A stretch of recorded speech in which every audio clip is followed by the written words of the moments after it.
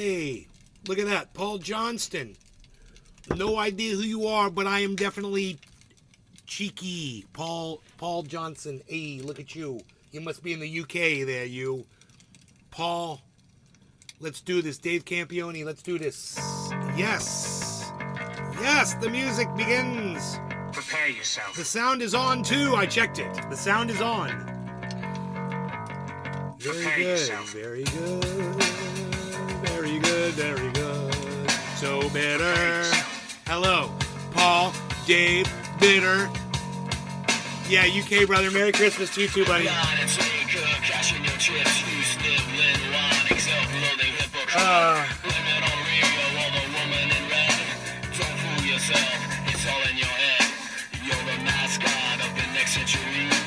Look in the mirrors, count insecurity. I bleed for you, my eyes burn.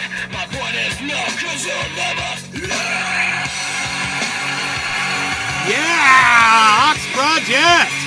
Woohoo! That'll get you going on a Sunday, Sunday morning, Monday morning, on a Monday morning, I should say. Mondays too. Are we ready for a fuck you video? I would say yes. Hey Drew. Hey Steve. Fuck you, fucking Levi's jeans. Fuck you, Ben Turks. Fuck you.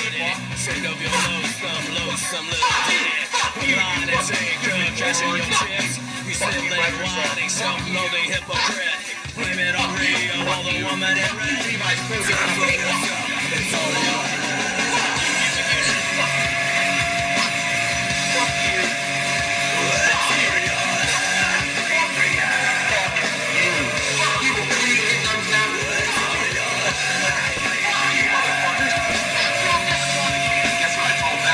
It starts with an F. I told you we're going up to 44,000 on Bitcoin, and I was right. Just saying. Fuck you. Fuck you. Fuck you. Fuck you. Fuck you. Fuck you. Fuck you. Fuck you all motherfuckers. Fuck you. Fuck you. Fuck you, Chevron. Fuck you. Fuck you. Fuck you all. Fuck you, motherfuckers. Fuck you, Hollywood. Fuck you. Fuck you, motherfuckers. Hello!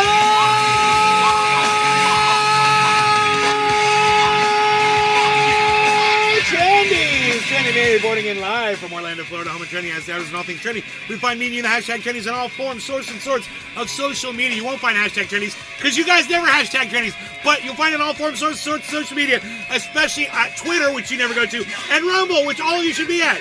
All right, I'm done.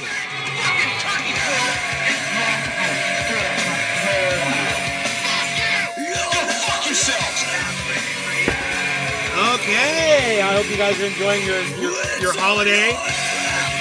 However it is you do that. Very good. You'll never learn.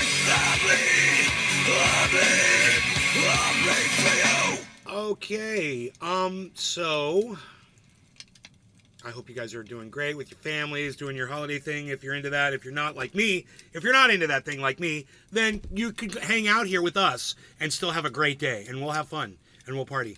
So,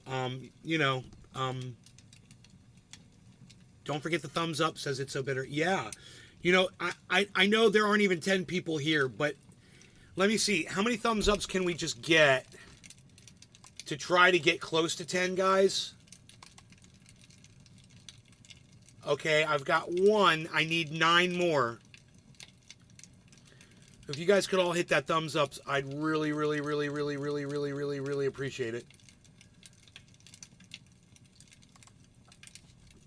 So,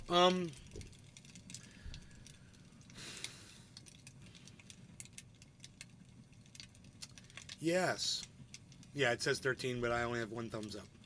So, thank you, Bitter, for the 1 thumbs up. It's okay, man. We're going to watch the crypto take off today, which is great. Harmony hit 2 cents, everybody. That's news. So, I'm making a lot of money there. Solana is at, last check, I believe, was $113, which is great. I bought it at 24. So, you know, it's doing great. I watched a debate this morning, and you guys know I can't stand the Young Turks, and I can't stand Cenk Unger. I really can't stand the guy. He bothers me because he's a fucking sellout for, you know, whatever his own narrative has been. And he's weird, and he said weird things about bestiality and shit. So I don't like the guy. I think he's a fucking fuck up and a freak. But I do agree with him on his stance with what's going on in the Middle East. He was on Piers Morgan, and he did a debate with this jack shit, this piece of fucking human garbage. And Cenk eviscerated the guy. Cenk let the guy walk all over him, waited for him to stop speaking, and then went ahead and eviscerated him with each and every response. He destroyed the guy. And then you could tell the guy knew he was destroyed because the last 15 minutes was just him reading off shit about Cenk, all the bad things he's been. Oh, you were wrong about this, you were wrong about that, and oh, you tried to run for president, and oh, you've got a fake podcast that nobody watches. And I'm like, dude's got 1 billion views, you fucking idiot. Do you even realize who you're talking to? You know, and Piers Morgan was on the, you know, more siding with the other guy. It was obvious. So he didn't really jump in as often as he should have. But I would have. If I was the moderator, I would have stopped that guy immediately, and I would have corrected his ass. But Cenk did it. Cenk's like, whatever fucking blog, you know, you're writing out there on the internet for the small handful of readers that you have doesn't come anywhere near what the Young Turks has as far as viewership. So don't even try to go there. And I was like, dude, you just destroyed him. And he did it on so many levels, so many times. And it's really worth going and watching that. It's a 20-minute debate, and it's really worth watching Cenk destroy this guy. It really is. Because this guy is totally wrong, and Piers Morgan should have called the guy out because he was wrong. But, you know, because he has an English accent like Piers does, I don't know. You know, maybe he was kind of siding with him. I don't know. So, no more news on that Ocala murder, but hey, there was another shooting in Florida. 4 people got injured. Let's see if that makes the cover of CNN too. Because there's such a gun epidemic going on here in Florida that people are just dropping like flies. You guys, please give me a thumbs up on the show. It says I've got 1. How many thumbs ups do you guys see? They're milking that Ocala shooting. Yo, Dave Campione, did you give me a thumbs up on the Rumble? Drew? Crispy Cat? Did you guys all give me thumbs ups? Because I only see 1. I'll click it. I'll give myself 2. Okay, 3. Anybody else, man? I mean, Drew? Crispy Cat? Thumbs up, please, guys. As soon as you come in. Every time you come in to the show, that's the price of admission, is giving me a thumbs up. Come on. It's not about whether or not you approve of the content, man. It's about me getting more people here. That's all it is. And if we get more people here, it improves the content. See how that works? I need to get 10 thumbs ups if we're going to have, you know, notifications go out on Rumble. Did anybody get Rumble notifications? Let me know. Let me see if the YouTube went out. I'll bet the YouTube notifications did go out. Yep, they sure did. Look at all of those. Look at all of those trendy as dabbers or Nay's Garden alerts. Look at that. Harmony, harmony, harmony, harmony, harmony. Look at that. That's what your phone should look like too. Every time I go live. Should blow you up. You clicked it? Okay, thank you, Drew. Let's refresh the page. That would mean 4 thumbs ups. Okay, so we got Drew. What about Crispy? Get a thumbs up from Crispy? Crispy Cat? I guess we still need Crispy Cat to hit the thumbs up. He came in He said, hey, happy holidays, then he disappeared. Okay. So I know that there are 4 people watching this show. And Steve Running is over on ShitTube watching. From ShitTube. Because I guess he likes sitting alone. But for those of you who want to hang out with the rest of the crowd, come on over to Rumble. I'll give you a link, Steve. I don't know why you just don't watch from Rumble. I really want all of you on Rumble. I really want all of you on Rumble, and I want you to tell me why you're not coming to Rumble if you're not going to do it. Let me know why. So I know. I got to investigate this shit and figure out what's going on. So Harmony was just at 2.2. Now it's at 2.27. When I wrote the title, it was at 2.24. Now it's at 2.27. Steve Running. Thank you, Steve Running, for coming over to Rumble. There you go. Give me a thumbs up. Oh, 5. Yes, thank you. 5 thumbs ups. Yes, thank you. Mine still says 4, but I believe you. Thank you. I'm one of them, and it's pathetic, but okay. Let's get to the smoking section. You've reached the smoking section.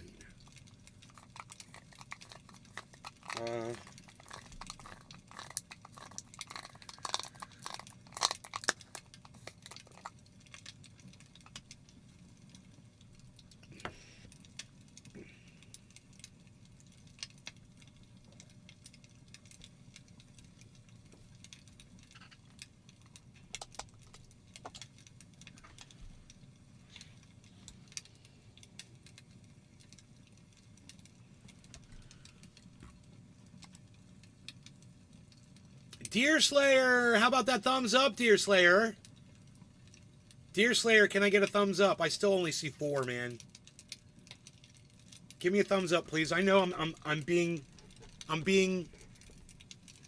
annoying with the thumbs up today, but I really would desire to get at least 10 on Christmas because everybody's out with their families and doing things. There's not a lot of people here, so it would really help if we could at least get to 10 thumbs ups.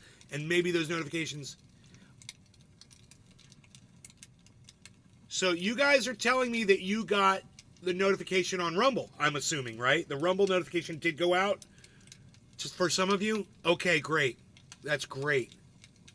That's my biggest concern. Did. It shows 6. Okay, cool. Mine shows 4. It's cool, bro. Thank you. Thank you. Thank you. You know, Rumble has issues with that.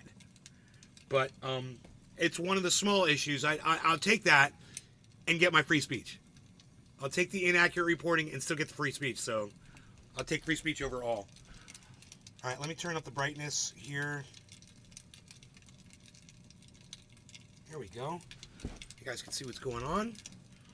All right. Let's get to the smoking section, man.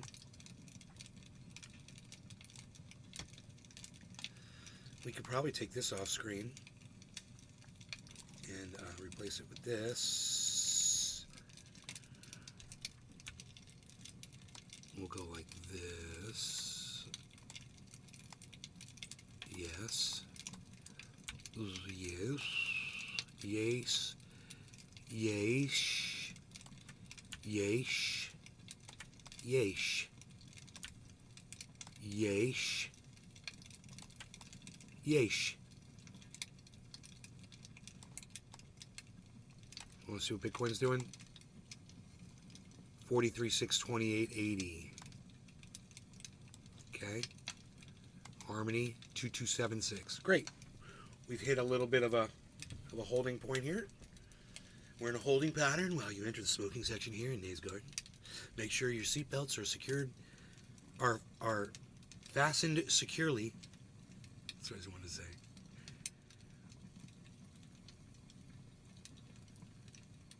Get me to 10 thumbs ups, guys. If you want to share this on social media, that would be great. Share a link. Get me 10 thumbs up, so at least I know there's 10 people here. You guys want to go on Twitter, retweet the tweets that went out, and I go on Truth Social, retruth my truth that went out about the show. from Nay's Garden, Twitter from Nay's Garden, from also on Twitter from Truthier News. They both send out notifications that I'm live. Pretty sure. And you can watch this show live and chat from Truthier News on Twitter. At Truthier News. Truthier. It's really easy. News. Follow Truthier News on Twitter. And you can watch the show from Twitter, and you can comment from Twitter too. Tropical! Hey, good. You got to hang out with us late. Cool, buddy. Thank you. Hope you had fun during the replay.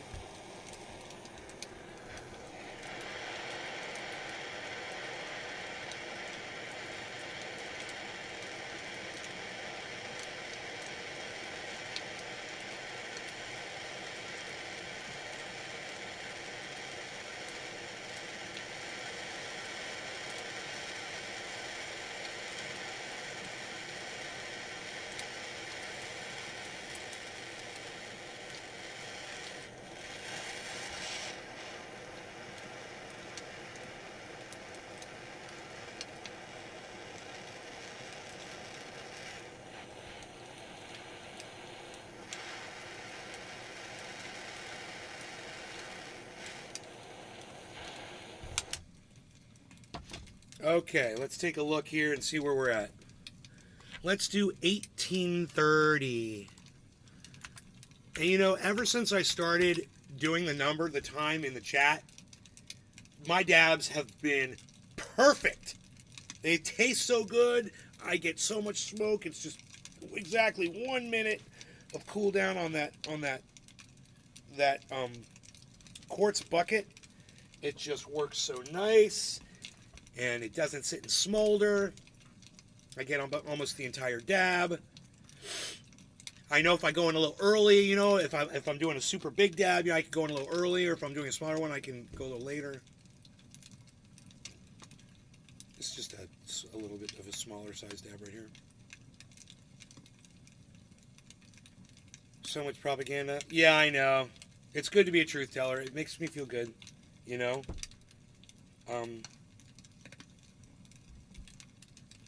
It's amazing how much people have to lie in order to convince you of their narrative, though, isn't it? All right, no law regarding cannabis. Cheers, everybody. Thanks for joining this morning, this Christmas morning.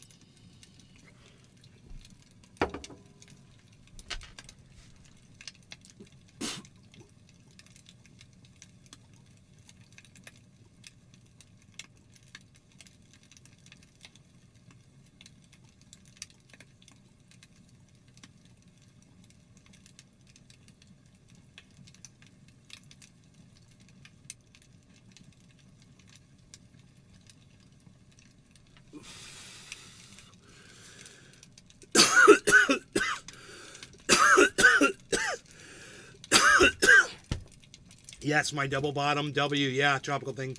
My double bottom came up like I told you guys it was gonna. I told you it's gonna go to 44,000.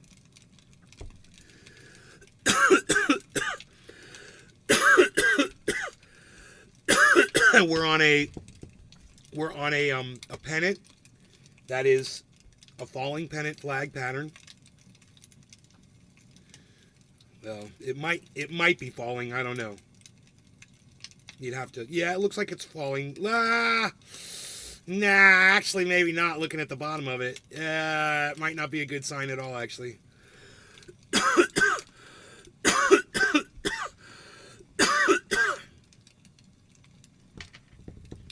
We'll just have to wait and see, I guess. Fan me, baby. So I watched something else. I watched Piers Morgan interview Steven Crowder. Now, you guys know I cannot stand Steven Crowder.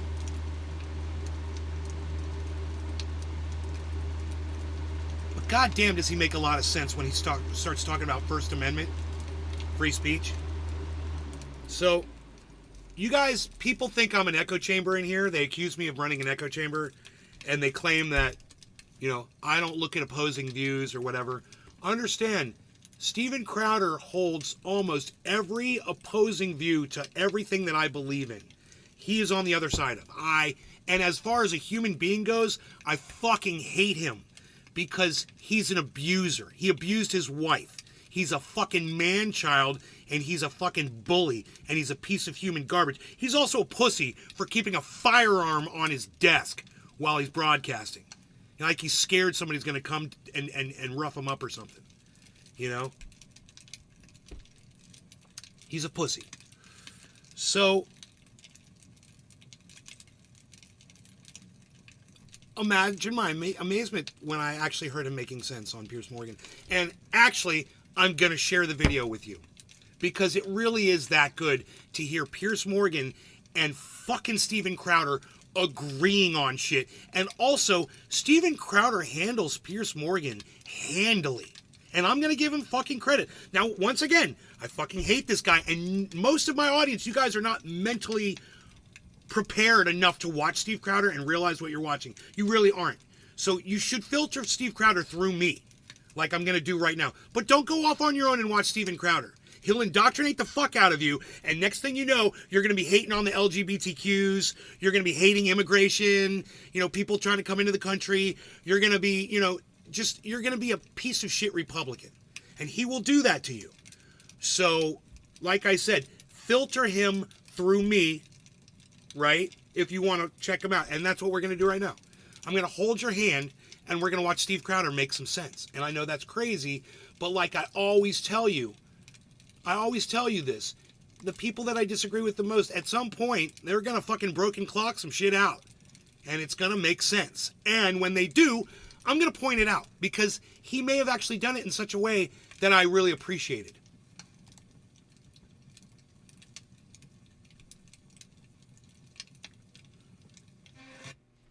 All my screens went white again. It's fucking that goddamn browser.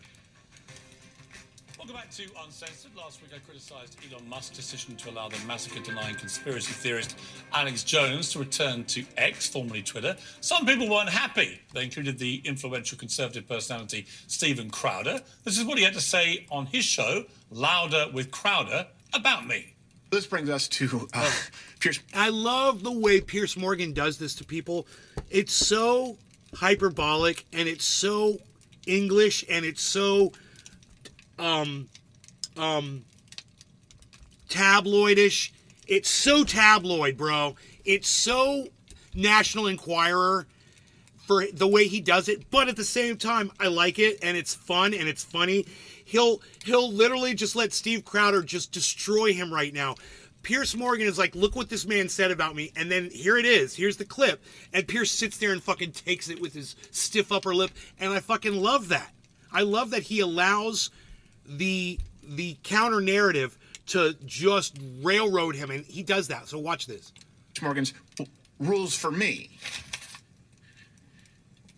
He hosted Alex Jones on his very own program this year. Piers Morgan doesn't understand what freedom of speech is. Piers Morgan has also hosted Suhail Shaheen, the Taliban spokesperson. Jeez.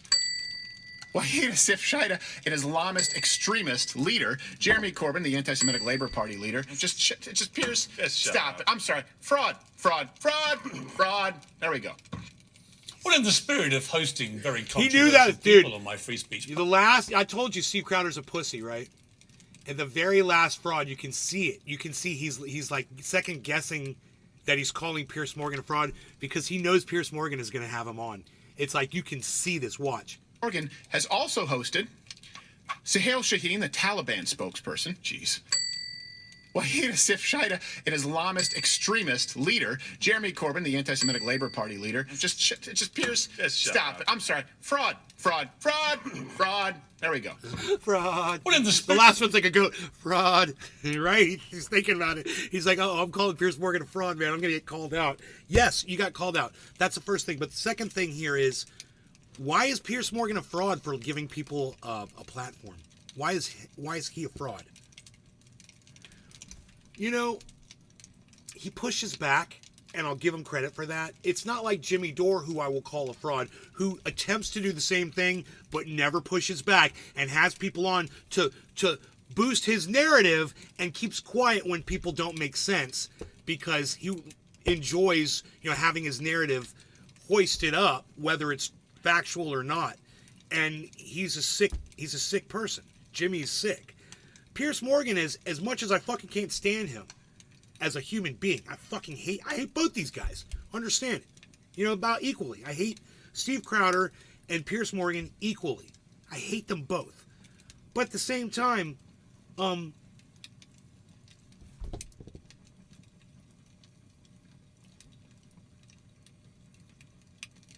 he's giving people a platform. He's letting people debate each other. And Jimmy Dore never does that shit. Especially when it comes to... But I digress. Period of hosting very controversial people on my free speech platform, I'm now joined by Stephen Crowder, who can call me a free speech hypocrite to my face. Mr. Crowder, good day to you. How are you? Well, thank you, Pierce. Merry Christmas. And let me say off the bat, I do actually appreciate about you. Your audience may not know how rare this is, that you do these interviews live, you don't chop them up, you actually have a discussion, and I've been at... And for those of you who know Steve Crowder, you're just waiting for him to drop a bomb, and he doesn't. At this moment during the interview, dude, it's nothing but respect. And it's like Pierce is like waiting for it. I was waiting for it too. And he wasn't. He just gives him a really nice compliment here. Check this out. Advocating for that my whole life, so really I appreciate it. Those are steps in the right direction. Well, they are. And to be honest with you, the debate about what constitutes free speech and whether there should be limits and if there should be, what they are, I think is really interesting. Instantly disarmed Piers Morgan. He instantly disarmed him. Did you hear the tone? The tone dropped almost an entire octave down from Piers Morgan after that welcoming message, that complimentary hello, that, I appreciate what you've done for free speech. I appreciate, you having opposing sides, blah, blah, blah. Piers is like, okay, now we can have a conversation. And a lot of people have strong opinions Good job, about Steve this. Crowder. And I'm perfectly happy to be proven wrong, or to at least have a debate with someone who's got strong views that don't necessarily tally with mine. So I welcome you to the programme. Let's start with your assessment that I'm a free speech hypocrite. So articulate to me why you believe that. I believe the word I used there was fraud. You earlier used hypocrite. Did I earlier? Okay, I don't remember saying it, but I'll take your word for it. And to some degree, I believe it. Look, I think that in hosting a show uncensored, and I can't see you, but I know you put up the very festive holly leaf on the globe there. It is incumbent upon you. You will say, I believe in the concept of free speech. Now, I'll be very clear in my definition of free speech. It's the constitutional definition of freedom of speech. All speech is permissible outside of a crime, and we have very clear parameters, and these have been affirmed by the Supreme Court, as to what that is. That's a proactive call for violence. The crime is not the speech. The crime is the action causing violence on purpose. Outside of that, everything is permissible. But for a show uncensored, and I know that you said there's a difference between across the pond there, and obviously in the United States, we have a First Amendment that you don't. How would you define freedom of speech? Well, I don't think we're as far apart as you think. I mean, you talk about the First Amendment not protecting, for example, crime. Now, I view these guys as lunatic far left, and Crowder, lunatic far right. That's how I view these guys politically. Socially, politically. Lunatic left, lunatic right. And they're getting along really well. And it makes it easier to listen to their conversation. We're going to watch something after this that's the complete opposite. It's a little bit more complicated. For example, it doesn't protect you if you deliberately defame somebody. And my argument about Alex Jones in particular was that he's just been punished with over $1 billion fine in one of the biggest defamation cases in modern American history for deliberately telling lies about the families of the poor victims of the Sandy Hook massacre over a sustained period of time. Okay, look at which Steve led Crowder. to them Okay. getting direct harassment. This is the first disrespect of Steve Crowder, but it's okay. I don't know if Piers can see Steven Crowder. And I know that Steven Crowder can't see Piers. So, you know, you don't know it's disrespectful. At the same time, he's got every right to do what he's doing. At this moment, Piers is putting words in his mouth. And he's like, excuse me, what? And, you know, he has to wait almost an entire minute of doing this before he finally stops talking and he can say why he's doing that. And other criminal activity. So I was joining all the dots there of his particular situation, and I concurred with Elon Musk's original view when he was asked about it when he first bought Twitter last year, which was he was not going to allow him back on. He's now changed his mind, but my opinion was based on the Constitution of the United States not protecting you if you are guilty of defamation. Well, okay, so I'm going to have to take the rounds out of that magazine from how loaded that question was and so much misinformation there. And that's the beauty of the freedom of speech. You can say that, you can speak misinformation, and you have the right to, for example, saying he knowingly lied. Look, I'm not in the business of defending everything that Alex Jones has said, okay? But if you're going to say the 22 minutes out of 8,000 hours of broadcast time for which he apologized, acknowledged that he was wrong, constitutes what you are saying is proactively lying. That is a very dangerous No, but he precedent. did. It's No, not hang on. accurate. It's okay. It's not accurate. Stephen, No, he did wait. deliberately lie. Look, in this specific case, I'm going to have to side with Piers Morgan, no matter what any of us believe. When you really look at Alex Jones for what he is, okay, let's just say it, he's a skilled reporter. That's where he came from. He's a fucking journalist and a reporter. He knows how to go out. He knows how to investigate. He knows how to get information. It's what he did professionally before he started podcasting. You can go back and see that he had a professional broadcast, newscasting career, right? So he knows the facts of just about anything he's talking about. And for anyone to assume that Alex Jones didn't know the facts around what was going on with Sandy Hook it's hilarious. So what Steven Crowder is doing right now, this is what the fuck I hate about the right, is he's literally lying about the reality of this situation. We all know Alex Jones knows what happened there. Everybody knows what happened. But Steve Crowder is saying, you know, you don't know what Alex Jones was thinking in his brain. And it's not about that. It's not about the precedent, dude. It's about this one specific case. It's not about what, you know, the precedent it sets, because then we start assuming what everybody, blah, blah, blah. No, in this one specific case, Alex Jones is well aware of the facts around just about every situation he pontificates on. And if he says something that might be hyperbolic or it might be a lie or whatever, oh, he goddamn knows he's fucking lying. Alex Jones isn't an idiot. You know, that's why he's made so much fucking money. He had some intelligence to do something successfully. So for you to say that he was so dumb, Steve, that he had no idea what the intricacies of that specific situation, I can't say what it was, but that specific situation was, dude, it's laughable, bro. And this is what I hate about the fucking right. This is what I hate about the right. They all do this bullshit. They play this, you don't know what Alex Jones was thinking. You don't know. For a sustained period of time, for years, about these families. He knew Sandy Tell me how he Hook. deliberately lied. He knew that. Tell me how he deliberately lied. And he was found to have deliberately lied. Tell me how he deliberately lied. And by the way, in his defense, he Tell tried. me how he deliberately lied, please. In his defense, he tried to play the First Amendment card, and it was rejected by the judge. Rejected. Tell me how he deliberately lied, please. Because he knew that it wasn't a hoax. He knew the massacre had happened. Incorrect. This isn't what he said. That's incorrect. Let's play what he said. No, this is stupid. Look, it's got inside. Now this coming up right here. I don't know if I'm allowed to play this actually on my YouTube channel. I'll get in trouble. But it's Alex Jones. I want to play it for you so you can hear it because it's got absolutely nothing to do with what Piers Morgan just said. These clips are him being in denial of him saying it was a false flag.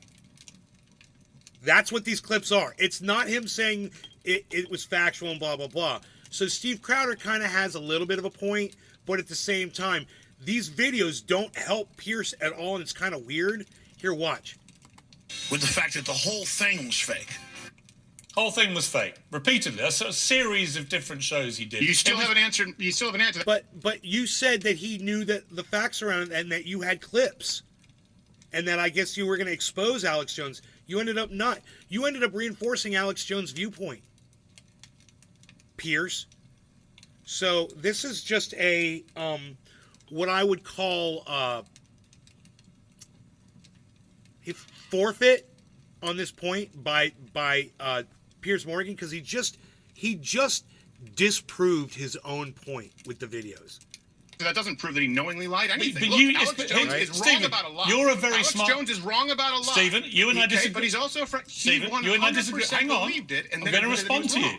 You and I disagree about many things. We agree about many too. Yeah. Right? But on this point, you're a very smart guy. I wouldn't question it for a moment. You and I both know Alex Jones knew that was not faked, Sandy Hook. You and I both know right. that. And look. And I know it.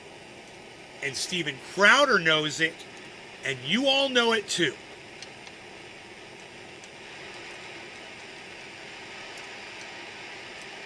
So for Steven Crowder to sit here and pretend like Alex believed what he believed was what he said, what he represented on his show in character, which he admits he's playing a character.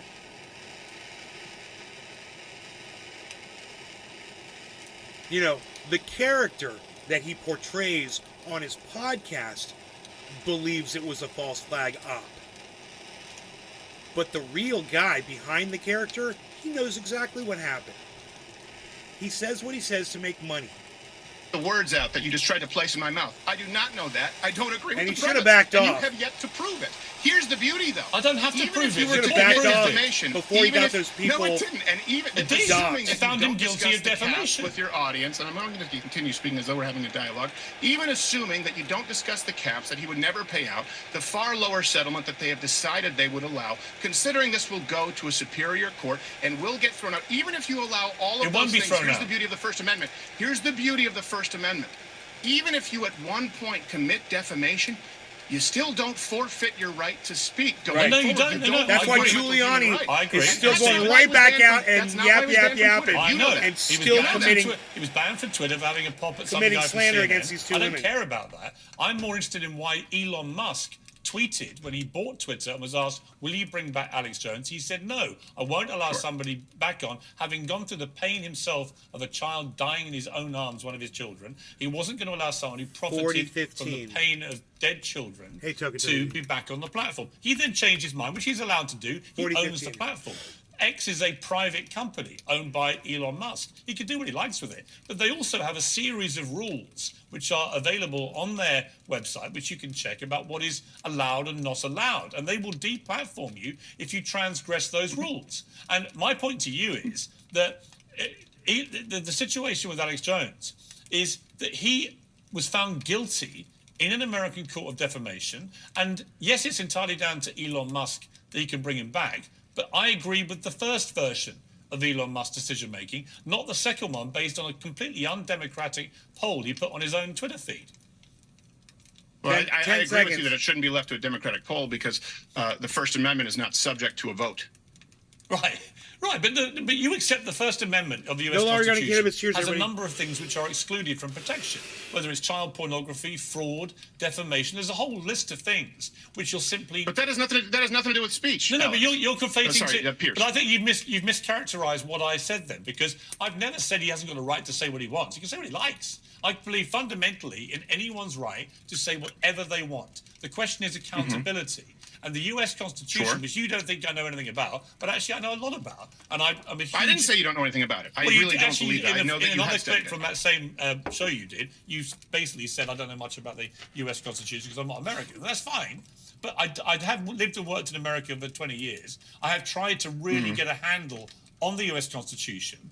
And on the issue of the First Amendment, it is a complicated thing. It's not as simple as saying you can say It's not whatever you want. complicated. Well, it is, because it doesn't allow the unfettered free speech, but with protection that you're suggesting it does. It absolutely does. It doesn't. It absolutely does, barring, would you like me to explain? Barring what I've already outlined. Actual criminal behavior calling for violence against other people. For example, Pierce, look, you know that including you have been, defamation. and I'm saying this in your defense. For example, you made your joke about being a two-spirited penguin, right? I Yeah. thought it was cute. I think it was funny, and I understand the point that you were trying to make. Okay, you have had people accuse you of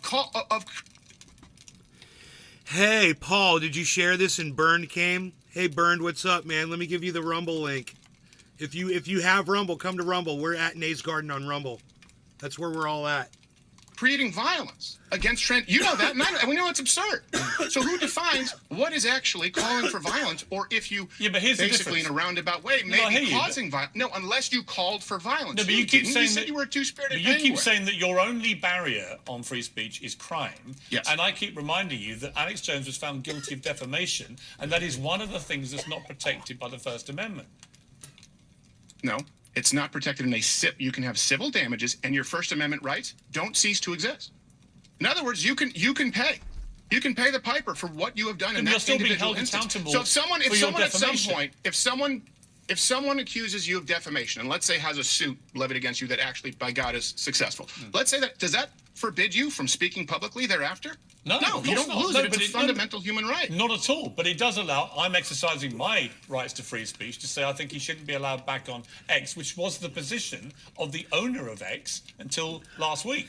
So my point is that Elon Musk has made two judgment calls about this.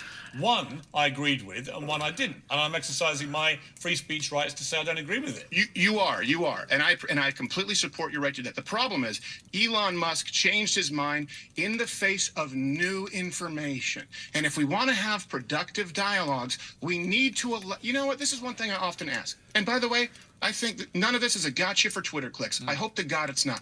How often, when you were on CNN, or how often when you were on your morning show there in the UK, or how often do you see on any news network someone say, you know what? New information came out and I was wrong. And I say that because you've done it and I appreciate it. You said, you know what, if I knew what I know now Retractions. about the COVID vaccine, specifically that if you get the COVID vaccine, you cannot transmit it. Yeah.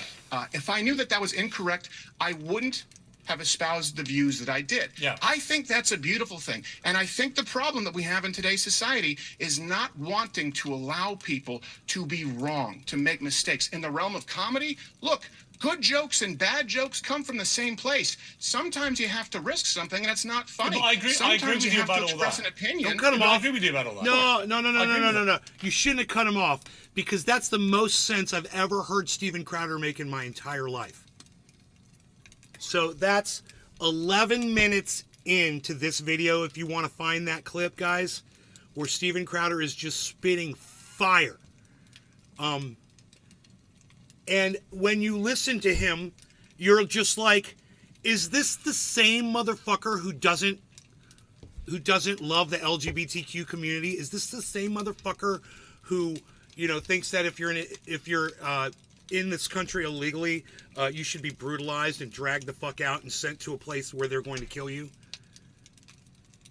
It's just unbelievable the vast difference in opinion that you can have with somebody who agrees that we all have the right to, share our opinions as long as we're not hurting other people, calling for violence. I tell you, that's really the bedrock of this show. But I come back again to why I had a particular he's all issue about with Donald the Trump, sure. Alex Jones thing, is that unlike the other circumstances you're describing, in his case, he was found guilty of a serious He's a defamation right-winger, bro. against the Sandy Hook families. He was fined over $1 billion. So far, he's not paid a dime of that money. And, Elon Musk has made two calls on it. Like I said, the first one, I agreed with. I don't think that people like Alex Jones should be allowed an unchallenged, unfettered public platform to spew lies which are done deliberately, in my estimation, dispute lies. Unchallenged? Are you out of your tree, sir? Unchallenged. It's a cesspool. No. Anyone can say anything they People like. can reply to him, but no one can have a direct challenge to Alex Jones, like I did when he came on my show. Of course they can. Look, like you picked out, for example, that he came on my show, Jeremy Corbyn, Taliban spokesman, and so on. Yes, because in each of those cases, I put them through the mincer, right? And I'm prepared to have them on to give them a hard time and challenge them. You might agree or disagree with that, but they're all pretty volatile interviews. But I was able to challenge what I perceive to be their untruths, right? I'll show you a clip of the Corbyn one to show you what I mean. Have a look at this. You seem to be over-concerned with anti-Semitism. No, I did not. Should Hamas stay in power? It's actually You're done yet? It's actually a critical question. Are you done yet? It's a critical question. Are you done yet? No, it's the question. Are you done yet? Should they stay in power? Are you done yet? This country says they're a terror group. Do you agree? And should they stay in power? Listen, I do not approve, support, or welcome Hamas. Are you prepared to call Hamas a terror group? Is it possible to have a rational discussion with you? Is it possible? Come on, answer that question. You can't, can you? You answer it. No, it's my show. You answer my question. Now, the point of playing that clip, other than to entertain you, as I'm sure it did, is that, yes... I hate that clip. I hate everything about that clip. Why do you hate it? I hate it because I don't like Jeremy Corbyn, but I think he's a bombastic prick, but I also think that you should have let him finish speaking. Why? Because then he would express bad ideas. That's why I support freedom of speech. But actually, in the end, I could tell very quickly he was never going to give an answer, and therefore we were in a game of cat and mouse, which went on so long that the viewer was left in no uncertain terms what his answer actually was. Because otherwise you just say Hamas are a terror group. It's not difficult. And in fact, 2 days later, he admitted Hamas are a terror group. That was his position. But only after I shamed him into doing it. So look, here's my question for you. So that's it. So you want to shame people into agreeing with you? No, I not would at all. rather just Look, let whatever them it say takes, bad bro. Not ideas. at all. I want to shame them into giving an honest opinion. What I will really if it's not working for them listening to you, well then people fucking just shame them in obfuscate there. and don't give a straight answer Whatever to a straight, works. simple question, then I will go after them. If they give an honest answer, even if I don't agree with it, I respect that. And in fact, I think people who watch my show regularly will see that is my position, whether I agree with them or not. I have lots of people on that I don't really agree with. But I find the ones that I have respect for are the ones who give a straight answer to a straight question. So let me ask you a straight question. Let me ask you a straight question. Sure. David Duke, the former Let me ask you a straight question, dude, from Twitter. Dude, let me ask you a straight question. David Duke, no Nazi Klan's fucking piece of shit. You know, right now, Steven Crowder's reaction is perfect because it was prefaced with, let me ask you a straight question, which it's not. And why is he bringing up David Duke? You know, and it's like Steve Crowder knows exactly where this is going, and just the sheer hypocrisy and ignorance of Piers Morgan to say what he said. It's almost like, dude, was he intentionally trying to be funny there when he said that? Let me ask you a straight question. Let's go back to that and look at Steven Crowder's response. This is 14 minutes and 25 seconds. 14:25. Honest answer, even if I don't agree with it, I respect that. And in fact, I think people who watch my show regularly will see that is my position, whether I agree with them or not. I have lots of people on that I don't really agree with. But I find the ones that I have respect for are the ones who give a straight answer to a straight question. So let me ask you a straight question. Let me ask you a straight question. Sure. David Duke, the former KKK leader, he's banned from Twitter. Elon Musk hasn't brought him back. Right. Should he be allowed to be back on X? Throw that at me. Really? You just say, I want to ask someone a straight question. So you have me here. I'm basically a spec. My response would be the same one that Steven Crowder's is about to say. I would say, is he calling for violence? Is he breaking laws with his speech?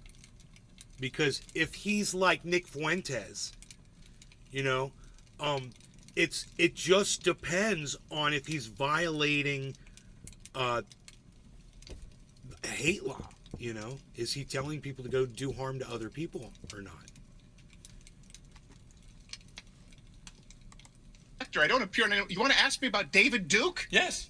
Because he's banned from Twitter. Should David Duke be allowed back on X? Yes. I'm not as familiar with David Duke as I am with Alex, which is why I was able to point out that you cannot prove that he knowingly lied about anything. No. If David Duke has called for the violence, look, if David Duke has called for the violence actions of violence against minority groups, then no. If David Duke has espoused horrible points of view that can be refuted, by the way, not only by other people who are on X, but by the community notes on X, and on a platform where people are free to speak on both sides of the aisle, then yes. It doesn't mean that I think he's anything other than a racist prick. So I'm trying to work out. Can I make one point? Yeah. Can I make one point that I think is very? This is really, and hopefully we can agree on this, because I actually disagree with you that Elon Musk can do whatever he wants with his own platform. It comes down to this. I think, and if you look at the historical record, I think it is far more dangerous for society to engage in a culture of censorship, of viewpoint discrimination, than it is to allow people to speak freely, barring the committing of violent crimes. I think that we see a far worse dystopia in our future if we allow the government and these big tech platforms to determine who can speak and who cannot. And we've seen some very clear examples of this. If you give me 30 seconds, let me lay this out for you. For example, I don't think they have the right to, for example, Twitter, Facebook, YouTube. Here's why. They benefit from Section 230. Just called it Twitter. I know you have a lot of fans in the UK. They may not be familiar with this. He literally listened to you, Crisby, and just called it Twitter. Good job, bro. Explain what it means. They're basically treated like public utilities, meaning that they have immunity from liability for someone saying something on their platform. For example, AT&T here in the States can't ban you from their phone service because your racist Aunt Tilly drops an N-bomb after a few drinks at Thanksgiving. They're a public utility. These big tech platforms are treated as platforms where they are not legally liable for what is permitted, but that allows them to engage in viewpoint discrimination, and then there is no accountability. For example, the Hunter Biden laptop story, which we know, and this is why I make all references publicly available, because I want to be held to account, and I will be held to account, would have changed the election if the government was not, and when I say colluding, I mean Joe Biden, Jen Psaki, Kamala Harris, Karen Jean-Pierre, calling for the removal of Joe Rogan from Spotify, calling for the removal of vaccine scientists, by the way, of mRNA vaccine scientists from public platforms. If all information was allowed to be transmitted freely, like the platforms, as they are treated under our legal precedent here and Section 230, guess what? Donald Trump would be president. I'm saying this as a matter of record and fact. Millions of people would not have gotten the mRNA vaccine, specifically men under 30, and lockdowns would have lasted days, weeks, not years. That is irrefutable, but you had the government and these platforms deciding which views were allowed and which views weren't. And I don't think I should be allowed, you should be allowed, and certainly not the government colluding with 5 companies who control over 90% of the information in the digital sphere. It is terrifying to me. You may think I'm an absolutist. I think I'm reasonable. No, I don't. I actually don't think that's unreasonable at all. In fact, I have written numerous columns about the outrage of the New York Post having that initial expose of Hunter Biden's laptop censored by Twitter, as it was then, for 2 weeks right before the 2020 election. I've said to Donald Trump to his face, never mind the stolen election bullshit you keep trying to pretend happened. I said, focus on that, because that probably swung the election, because it stopped the media investigating properly what was going on with Hunter Biden in Ukraine and what his father's involvement would be. I think that could have swung the election. So I absolutely agree with you. Let me give you a funny story about it. And not only could it would have, according to Dr. Epstein. Do you realize? Now, I'm a comedian, right? This show, that's why I appreciate you said, hey, you got to chuckle from our segment. Some of it is tongue-in-cheek, and I appreciate that you recognize that and not try and use, you acknowledge that it's a joke, whether it's funny or not.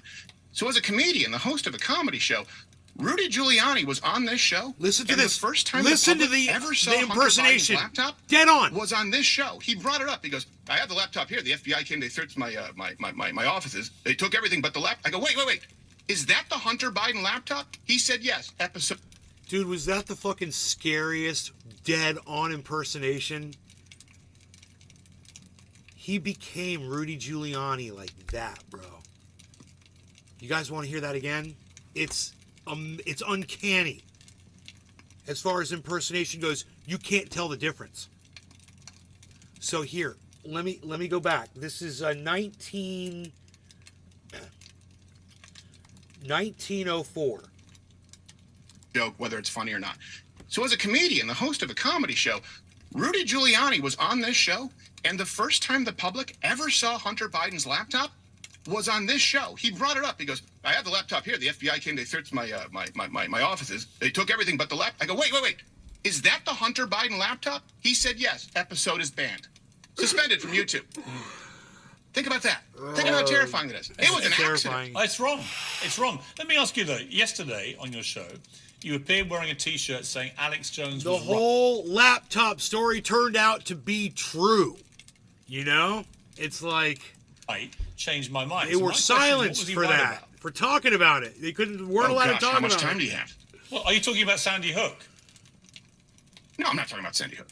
He said he was wrong about Sandy Hook. Right. He apologized for Sandy Hook. When he was sued, he said he was Eventually, but I'm saying obviously the shirt wouldn't be addressing that. If it's he says I was wrong, it would be awfully daft to But wear a shirt saying he was what are you right about alluding something. to then? I'm alluding to, for crying out loud, if you talk about intelligence agencies spying on Americans, if you talk about what we've done with South American countries, as allowing the spread of STDs, for which Hillary Clinton apologized for, if you talk about nation building, where there have been underhanded deals with nations who don't have our best interests at heart, I mean, it's, you know, take your pick. I don't believe that, for example, George W. Bush was next to the Twin Towers with an Acme plunger. No, I'm not that kind of a conspiracy theorist. You guys like my hedge? Alex Jones said, look, you are going to be corralled into social media ghettos and lose my your little right hedge to speak. that I made. He was These right. are, He's right about a lot. suckers And I will say off this. the bottom of He's the been wrong trunk of about the tree. plenty. I am not here to defend They everything flower, that Alex too. Jones has ever said. I'm willing to defend everything that I have said on my program. But that man is exactly who you would expect him to be. He's a friend of mine, and when everyone else tucked tail, I'm going to turn it into a I'm heart. not going to do that. I'll tell him he's wrong. It's I'll tell gonna you where I go think he's wrong. But that like man has a right to this. speak, It'll go, just like I believe you have the right to speak. And Pierce, if you think they're all not the going way to come back for down. you, oh my It'll word, be do in a you have heart. another You'll thing see, it's coming? all And I gonna grow hope that you in. don't.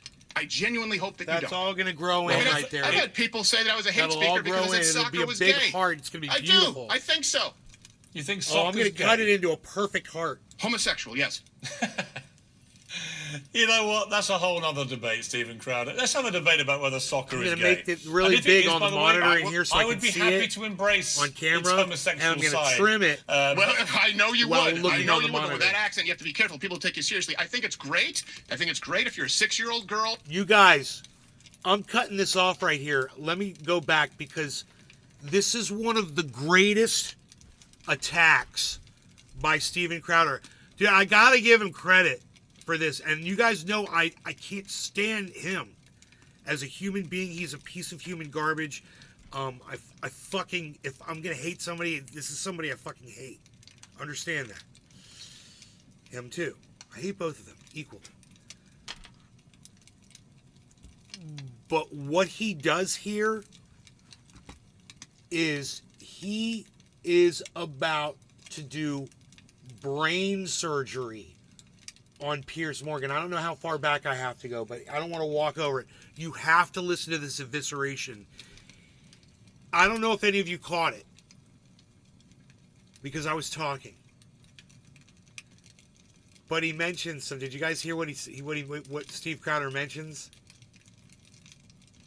It is a surgical strike.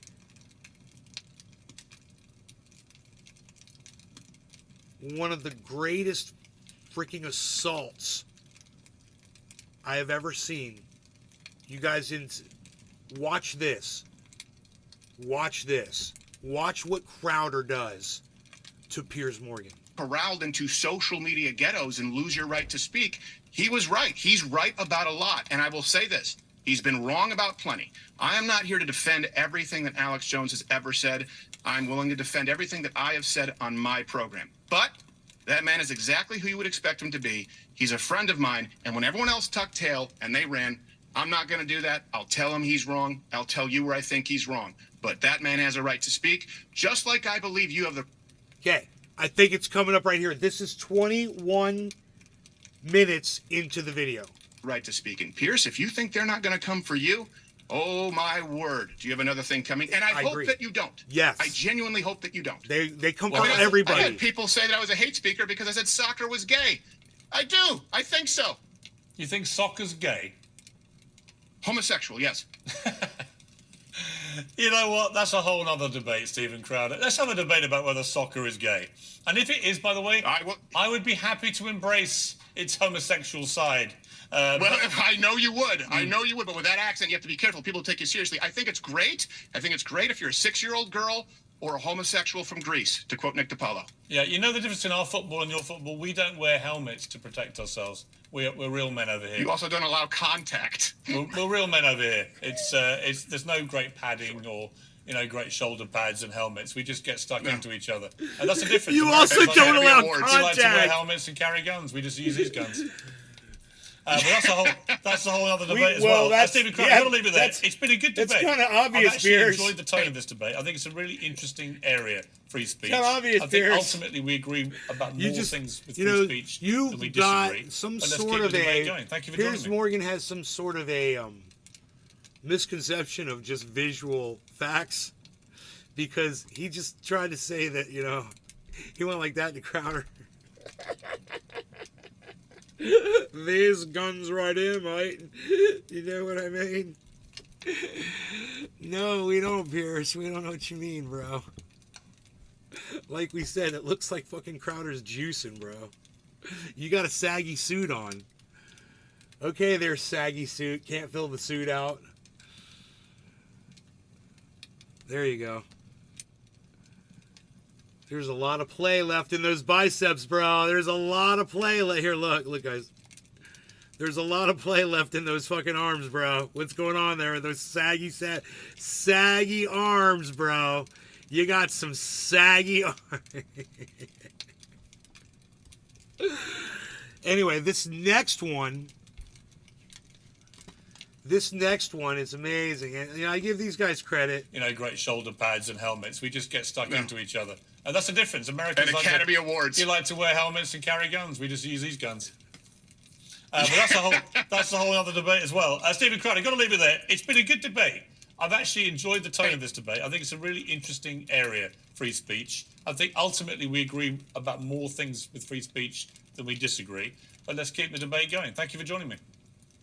Merry Christmas, Pierce. I appreciate it. And you, all the best. See, I like that, man. They end on a very friendly note. Now, check this out.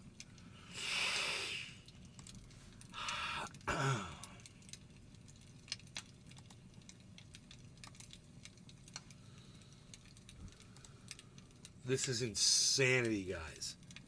This is insanity. Articulate their cases on this show, but never together. So tonight, on our final show of the year, we've invited these two big brains to debate the big outstanding questions on this conflict. How does the war end? Will Israel face repercussions for the scale of its response to October the 7th? Has it committed war crimes? What is the future, if any, for Hamas, for Gaza, and for the prospects of a true Palestinian state? Most importantly, how do we get to peace? We got to handle it in a cup Well, I'm now for me. joined by the author of The War on the West, Douglas Murray, and by Young Turks founder and Democratic presidential challenger, Cenk Uygur. Welcome to both of you. So I've interviewed you both a lot in this war, but not together. And Cenk, I know you felt the other night when you were debating with other people, it didn't really get into a debate, and I think that's fair enough. And what I'd like to today really is to be almost a referee, if you like, between you two to articulate your views and to see if we can reach any points of consensus.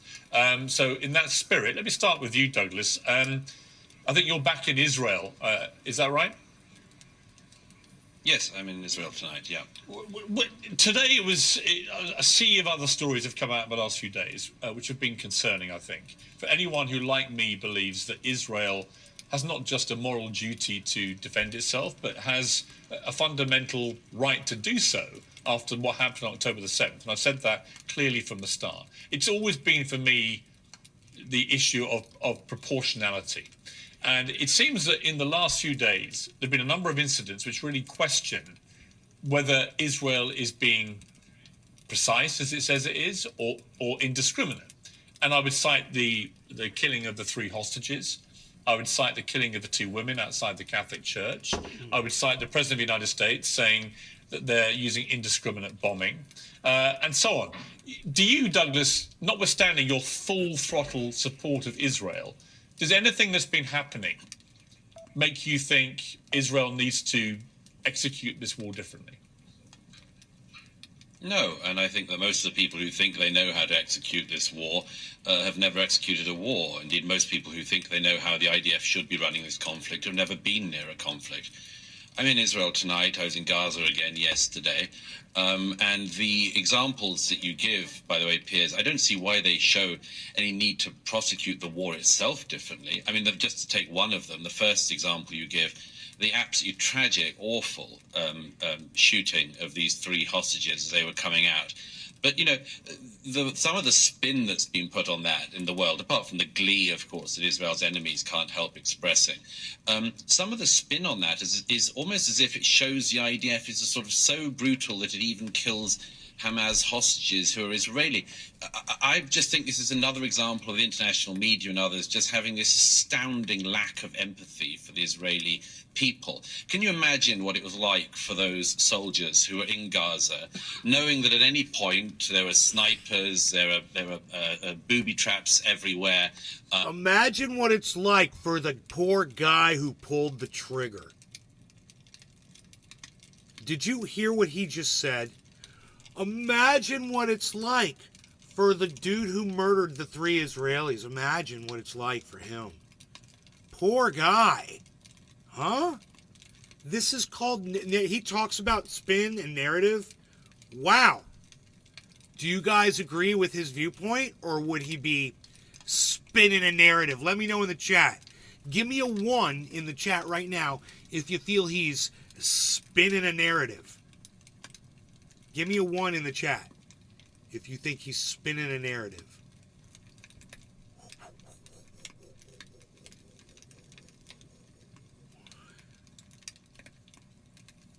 Is he spinning a narrative already? Drew. Token Tony Z, tropical thing, 111. Yes, yes, yes. Yes, yes, yes. Steve Running. Yes, he's spinning a narrative. Already. Think of the poor guy who pulled the trigger. You want to go back and hear that again? I want to hear it again. 3 minutes in. So brutal that it even kills Hamas hostages who are Israeli. I just think this is another example of the international media and others just having this astounding lack of empathy for the Israeli people. Can you imagine what it was like for those soldiers who were in Gaza, knowing that at any point there were snipers, there were booby traps everywhere, people coming out of tunnels that they've built at British and American taxpayer expenses and attacking them? Can you imagine what it was like for the soldiers who, in that terrible moment, made the life-changing mistake of... The elite Israeli soldiers, the IDF, who's supposed to be so well-trained and so prepared and so ready. Man, what Jank says, you guys... shooting 3 people who turned out to be Hamas hostages. But why would they... But Douglas, on that, why would they shoot anyone who was shirtless and waving an SOS flag? I mean, why would whoever they were, whether they were Israeli hostages or whether they thought they were Palestinians, why would anyone shoot anyone who comes out like that? That's my point. That'll be a matter for the inquiry into it. But you know, look, it's hardly as if they'd have wanted to have done that. What this demonstrates is, in this incredibly close conflict in a heavily built-up area, people coming out from all sides, firing, shooting, detonating, people make mistakes. Of course they do. That's just a human reality of war, horrible as it is. I don't think... He didn't make a mistake. He did exactly what he'd been doing, you know, every day for the last fucking however long he's been there for, and what all the other ones are doing too. They're killing everything that fucking basically moves. Without question. That's what they're doing. He didn't make a mistake. It shows in any way that Israel is prosecuting this war wrongly. As for the main issue of the war is to destroy Hamas. No Israeli of left or right or centre believes anymore after October the 7th they can live beside Hamas. Hamas has been given the statelet of Gaza. It was given it in 2006, voted in, then killed their fellow Palestinians in a coup, killed Fatah rivals, and they've run the Gaza for almost 18 years now. And they've produced a new generation of people whose main aim in life, it seems, according to their textbooks and their classes, is to regard Jews as enemies who should be killed. This is just an unbelievable waste, a waste of life on every side. But apart from anything else, a waste of those Palestinian lives, of children who grew up under Hamas's rule, if you can call it that, who have been indoctrinated into becoming sociopaths by a psychopathic terror organization, Hamas. All right, Cenk, you've been listening to that. Wow. Is there anything that Douglas said that you That was a agree long with? time, 5 minutes. He's finally getting a chance to talk. Not even about the way Hamas Says, was there anything he said that you agree with? And Cenk says no. has presided over Gaza in the last 18 years. Yeah. So that's a weapon of mass distraction. It's Israel doing genocide on the Palestinians right now. And there's IDF soldiers singing and in video that the IDF has confirmed about how they're going to wipe out the seed of Amalek. That is a verse in the old Hebrew Bible that talks about exterminating Amalek. So they're talking about genocide against Palestinians. Benjamin Netanyahu has also talked about wiping out Amalek. These are open calls for genocide. What I find stunning, Douglas mentioned stunning lack of empathy. There's 20,000 dead people in Palestine right now in Gaza. Over 8,000 of them are children. When 36 Israeli children were killed by Hamas, the world cried out, and I was brokenhearted over it. 36 poor kids dead in Israel. Now there's over 8,000 dead kids in Gaza. You want to talk about a stunning lack of empathy. 6,400 women slaughtered in Gaza. You want to talk about terrorism? They're dropping unguided bombs, 2,000-pound bombs. Every one of those bombs is an act of terrorism. And the stunning lack of empathy towards Palestinian lives is disgusting. But I want to be clear, it is not shared by all Israelis. The dad of one of the hostages who was killed went on Israeli television and said, stop killing them. And he didn't mean the hostages. He meant the Palestinians. All right, Cenk, let me just jump in. But before I go back to Douglas' response to this. Let me reply to that, Piers. Yeah, I will let you reply to that. On this issue of genocide, do you accept, though, that Hamas's whole raison d'etre when it comes to Israel is genocide? They want to eradicate Israel and kill as many Jews as they can. I mean, they've made no secret of this. Yeah, so this is really important. So I have no sympathy for Hamas. So I am not interested in defending Hamas. I think that's nothing but a distraction. Because right now they're not fighting Hamas. They're just killing Palestinian civilians. Well, they're also killing Hamas terrorists. They are. I mean, they're killing thousands of them. Barely. No, wait a minute. Barely. But let's go to your main point, okay? So the main point is, well, Hamas threatens X, Y, and Z and has killed 1,200 people on October 7th. So that is why we have to all worry about what Hamas might do. I don't think it's simple as that. Hold on, let me finish the point. Let me finish the point. And what they might do if they had infinite power, the kind of power that Israel has. Meanwhile, Israel is actually doing the genocide, is actually preventing a Palestinian state and saying you are not allowed to exist, and if you dare try to exist, we'll kill 20,000 of your children and women. All right, Douglas, respond to that. Several things. First of all, anyone who uses the term genocide in this context simply doesn't know what they're talking about, or is a malevolent actor. I don't know if Mr. Uyghur's travelled at all in his life, how far he's travelled, how many conflicts he's seen, but I'd have guessed none. And you clearly know nothing about this particular conflict, and you've obviously seen none of it. The genocide that you describe is such a smear and a libel against the Jewish state. If Israel wanted to commit genocide, I'm sure it could, but it doesn't. It doesn't remotely want to. And people like you and other pro-Palestinian propagandists guys in denial of what a genocide consists Israel is of. committing genocide in the Gaza. By the way, the weirdest thing about this claim is that the population of the Gaza has grown by 1 million in the last 15 or so years. Means so nothing. If Israel was They're talking about now. genocide, it's either the worst No. perpetrator of genocide ever, or no, He's talking about the genocide that started since October. Dumbass. Not since the Gazans have existed there. You fucking idiot. Be poor at performing that task. None of the stats support that ridiculous claim. They're It's such a poor. weird Israel's poor smear at of the creating a rival of Israel. genocide. Secondly, No, they of look course, you really just good and rattled off efficient at it, Hamas actually. figures, as every one of your kind always does. Thirdly, you said that the world cried. You said that the people like you who cover for the Palestinian extremists. Thirdly, you said that the world cried out for the 36 Israeli dead children. No, they didn't, and you know that very well. You know that very well. If you put up a poster to a missing dog in any Western city, that poster stays up. In city after city in America, posters of abducted Jewish children, including a 10-month-old baby, were put up and were ripped down by people who have been indoctrinated into hate of Jews. Nobody would rip down the poster of a missing dog, but from Dublin to Berkeley, they ripped down posters. Let me ask you a question.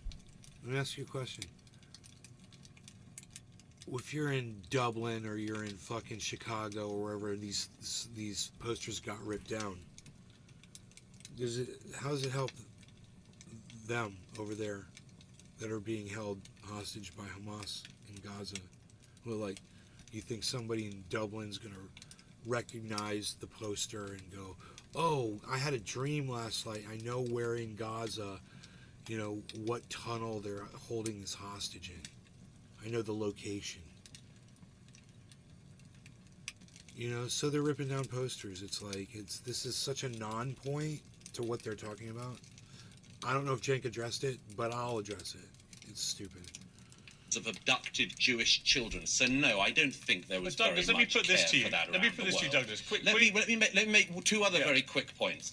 Firstly, you said what Hamas might do, as if it was some kind of hypothetical.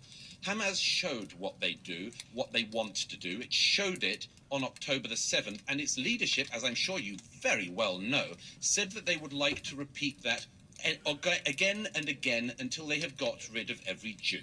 So, I don't know. I would trust Hamas's word on that rather than your interpretation of what you think they mean when they say that, and your generous interpretation of what you think that means. And finally, as for preventing a Palestinian state, it is nonsense that the Israelis have prevented a Palestinian state. They gave the Gazans a Palestinian state in 2005. Oh, really? They gave them a Palestinian Is that when they did? state in Because, you know, 2005 when it was back in the 40s when they fucking committed genocide against them to get them out of their homes so they could take the land from them. It's funny, right?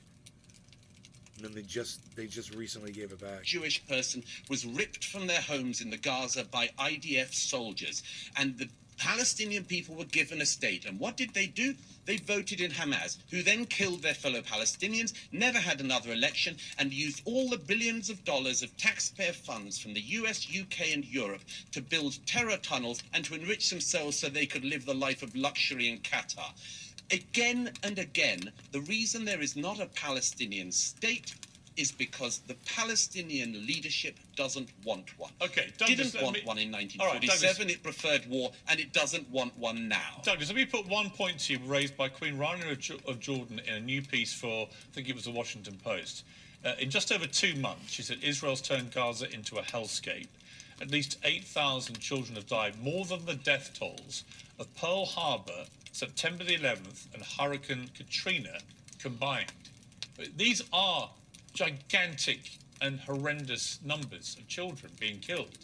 Do you not have any qualms about the number of children being killed? I mean, does it not suggest that Israel? I want to hear Queen Rania talking about this as much as I want to hear Queen Camilla or Meghan Markle. Yeah, it's got whoever's talking about whatever, it's got nothing to do with it. So once again, this guy's he just attacks shit.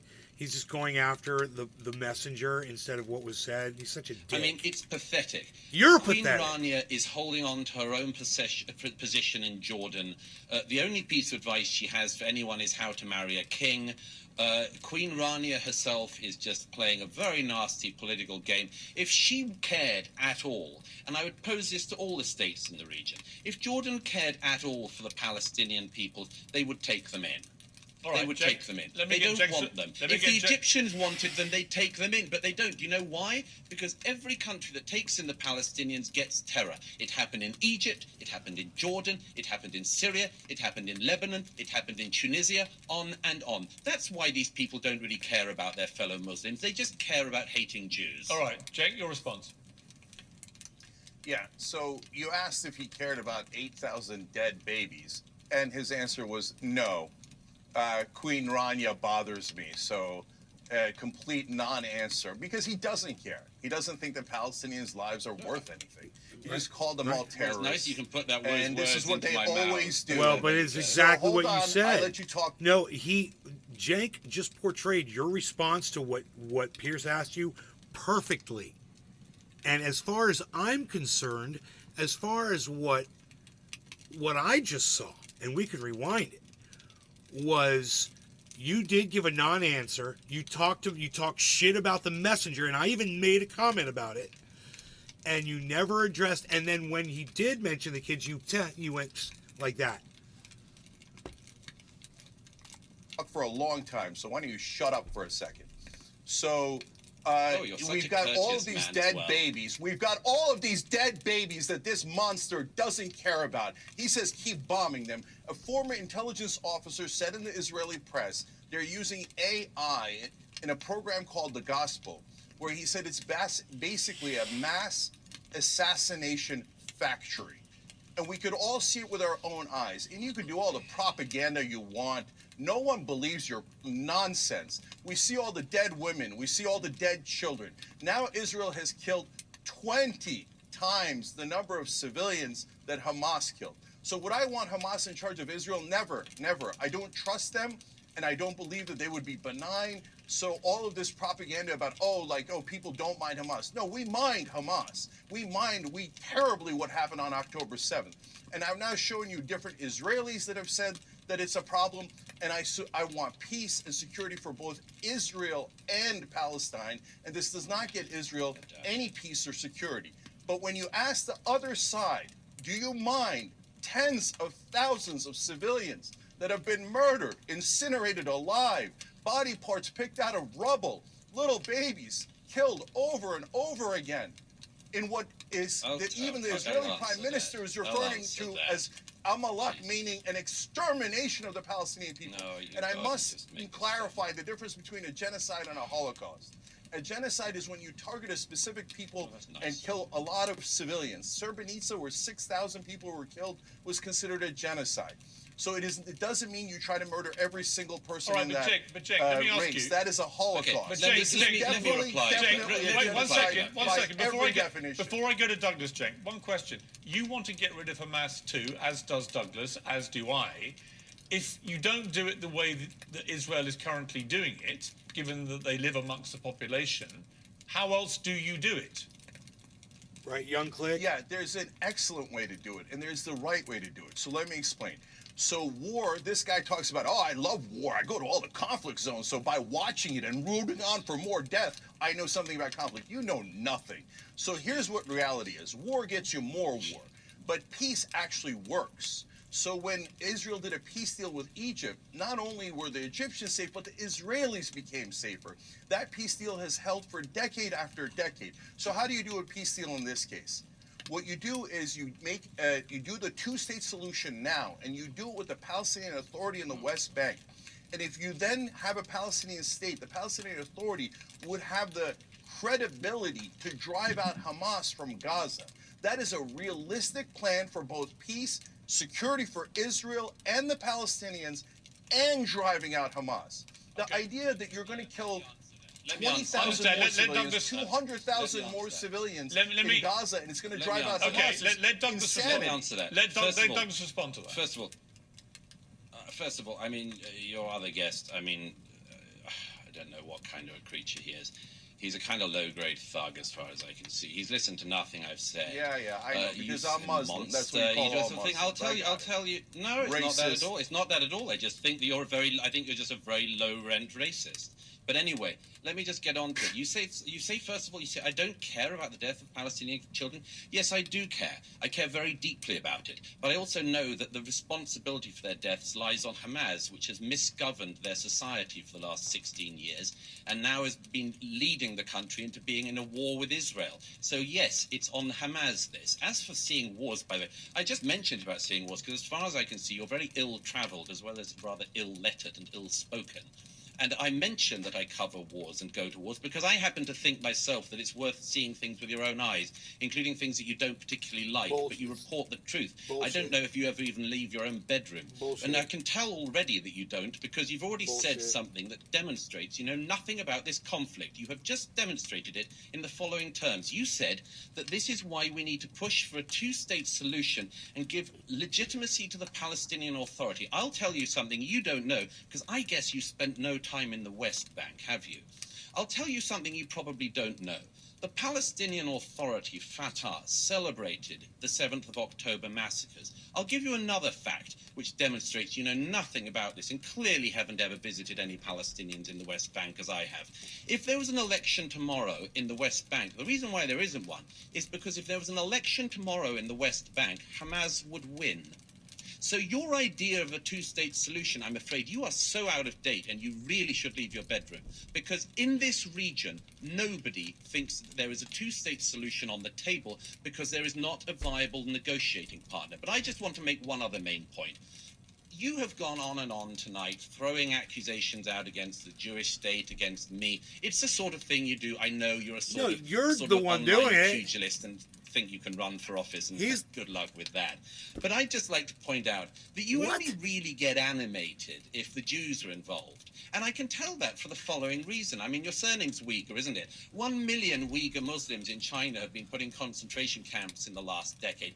And people of your ilk never really care about that, do you? Because it's not the Jews doing it, it's the Chinese Communist Party. At the moment, 1 million people who are in Pakistan at the moment, who are your fellow Muslims and who happen to be Afghan, and I don't think you care about them, do you? 1 million Afghans are currently being forcibly deported from Pakistan to Afghanistan. You don't care about that. You're not riled up about that. You're not riled up about what the Janjaweed are currently doing in Sudan, where thousands and thousands of people are being attacked by the Islamist militia there. You don't care about any of that. You get exercised and you rile up what little base you have of malcontents because you're riled up when the Jews do anything. All right, it's Cenk. perfectly obvious. Okay, Cenk, your response. Yeah. Okay, first of all, my last name is Uyghur. We're named after the Uyghur Turks in China. And have we talked about that on the Young Turks? Spoken up then. Yes. Yes, we've talked about it endlessly, but you don't know that, and you don't watch the show. Shame you just nobody make watches things your up. show. So Nobody does watch your show. Yeah, See well, that? okay, again, you're interrupting me when I Personal was attacks. kind enough That's all to the let guy's you got now. do Because go on Cenk with has your mad destroyed him. ramblings. So how nobody watches the show. We have 5 billion views a year. I don't know what piddling outfit you're on, or what little Substack or whatever the hell you write on. So the reason we're incredibly popular is we fight for all. We fight for shut up. We fight for all innocent civilians. So yes, we've covered all of those conflicts. Yes, I'm against fundamentalist Islam, no question about it. I'm against fundamentalist religions of all kind. In terms of every right-wing supporter of Israel, their only tactic is, hey, don't look at the 8,000 murdered children. Don't look at the 6,400 murdered women. Don't look at the fact that all the hospitals in northern Gaza have been shut down. Don't look at the fact that 4 out of 5 people in northern Gaza are starving right now, and half the people in southern Gaza are starving. Instead, anti-Semite, anti-Semite. Now, wait a minute. I just told you how much I want peace and security for Israel, how much I hated what happened on October 7th.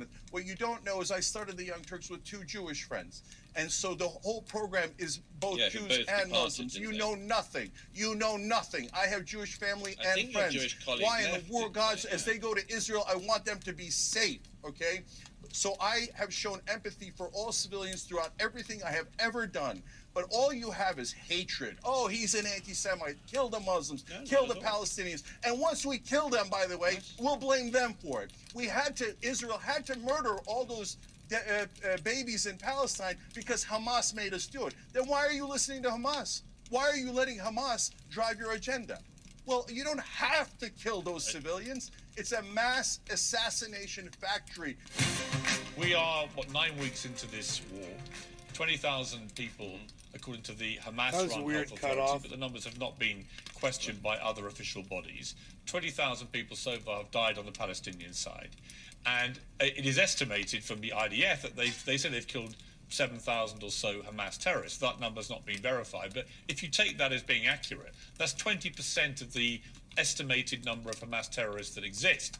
Therefore, there's 80% still to be eliminated, which at this rate would take another 8 to 10 months and would lead to potentially several hundred thousand civilians being killed. Those Hamas soldiers are all over the world, dude. All of Gaza being obliterated, so stupid, with nowhere for the 2 million who've been displaced to go back to. So my question for you is, if this is the game plan by Israel to finish Hamas right to the last terrorist, what is left after that? They talk about the day after the war.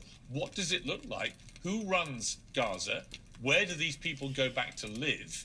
In other words, what actually happens if Israel is successful, however long it takes, in eliminating Hamas?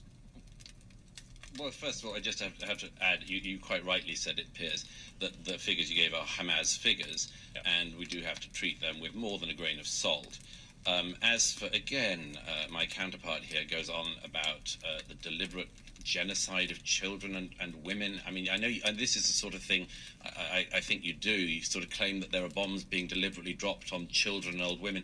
Why would Israel want to drop bombs deliberately on children or old women? Well, that's what they're doing. It's just a shame you don't get out and see anything. You don't have to. They're the doing Israelis do an incredibly careful campaign before bombings to try to make sure that civilians are warned to leave areas that are about to be attacked. Everybody knows that. Everybody in the region knows that. It's a shame that that fact hasn't got to you.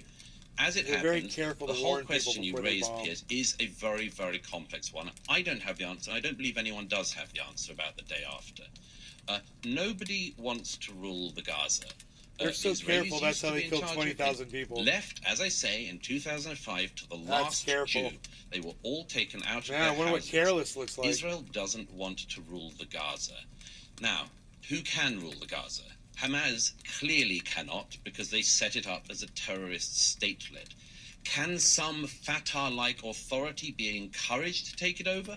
Possibly. Possibly. I spoke to one Palestinian analyst earlier today who said that actually, just as I said earlier, that an election in the West Bank today would elect Hamas, perhaps an election tomorrow, if it was to happen, and I'm not sure if that's going to be a good idea, might even actually elect not Hamas Palestinians to power, but it's a heck of a risk. The reality is that the only solution to Gaza that anyone can see, I can imagine, is that it has to be a solution which involves multiple players in the region. Okay, Google. What percentage of 2 million is 20,000?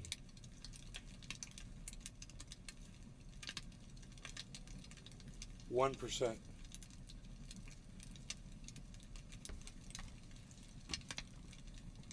They've wiped out 1% of the Gazan population. The question of the Gaza is a very complex question. It used to be ruled by Egypt, used to be run by Egypt. Can Egypt have a role? In my view, it has to have a role. Can Jordan be involved? In my view, yes, it has to have a role. Can the Gulf states, including those who've been pumping money to Hamas, have some kind of role? Yes, I would hope so. It cannot be Israel's task alone to deal with the question of the Gaza. It has to involve multiple players in the region, but there's one kicker to that, which is that none of the Arabs in this region that I'm sitting in care a jot about the Palestinians. They really do not. If they did, for all of their talk, they would have done something. They would not have decided to keep the Palestinians out, as they have in country after country. Queen Rania can invite the Gazans into Jordan. She can invite the West Bank Palestinians into Jordan. She doesn't. Egypt could open its border with Gaza. It doesn't. The Egyptian border with Gaza is firmer and more closely locked than the Israeli ones. There are Gazan workers who, until the atrocities of October the 7th, every day were going through the Eretz crossings and others to work in Israel and to earn a decent living. Were there workers going in daily into Egypt? No, because the Egyptians don't want Palestinians in their country. So the only solution is a regional one, but I'm afraid in this region there are very few people who care about the Palestinians. Okay, Douglas, you had the first word. Cenk, I'll give you the last one. I want to preface it by saying that it's been reported today, and this is coming from Hamas's statements, apparently picked up by newspapers in America, that there was a new hostage deal offered, which was that Hamas were asked, will you release the 40 women and children you still have captive in return for a week-long ceasefire, and they apparently have rejected that. So I think that when we talk about behaviour on both sides, the mere fact that there are still 40 women and children in the clutches of Hamas, and God knows what they're doing to those poor women, that should be noted too. There are still innocent people being held in the most appalling conditions by Hamas, and that is also motivating Israel's response. But I'll give you the last word, Cenk. Yeah. So I wish to God that they would release those women and children. I think it's immoral to keep them. It's wrong in every way. But Israel kills more than 40 women and children every single day, all completely innocent. Look, even if you take IDF's outlandish numbers of 7,000 Hamas fighters killed, that means their kill ratio of civilians to fighters is still worse than Hamas's. And they have now killed 20 times the number of civilians that Hamas has killed.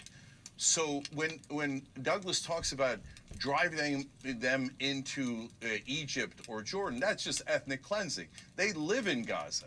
So if you push them out and they say, well, you're all Arabs anyway, why don't you just go live somewhere else in the region? That's the definition of ethnic cleansing. That is outrageous. And he says it with blithely, with no concern, because Palestinian lives don't matter. And you ask them, hey, how many Palestinians can you possibly kill? And he never answered the question. So the reality is you cannot kill your way out of this conflict.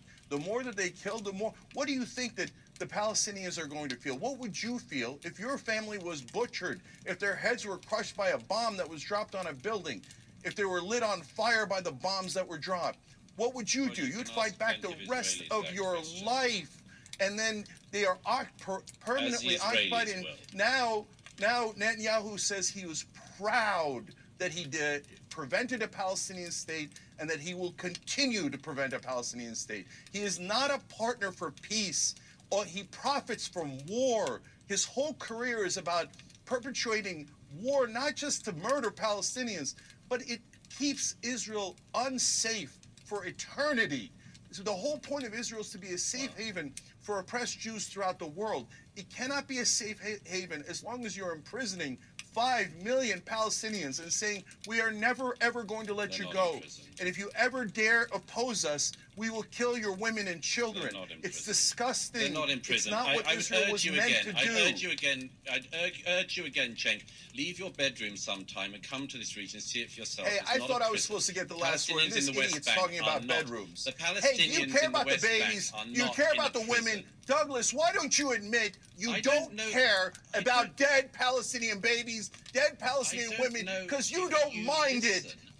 Israel. You say right or wrong, no matter how many people they have murdered, no matter how many kids they have crushed to death, you don't care because you don't care about human beings. All you want is some sort of warmongering Israeli state, U.S. state, etc. All right, listen.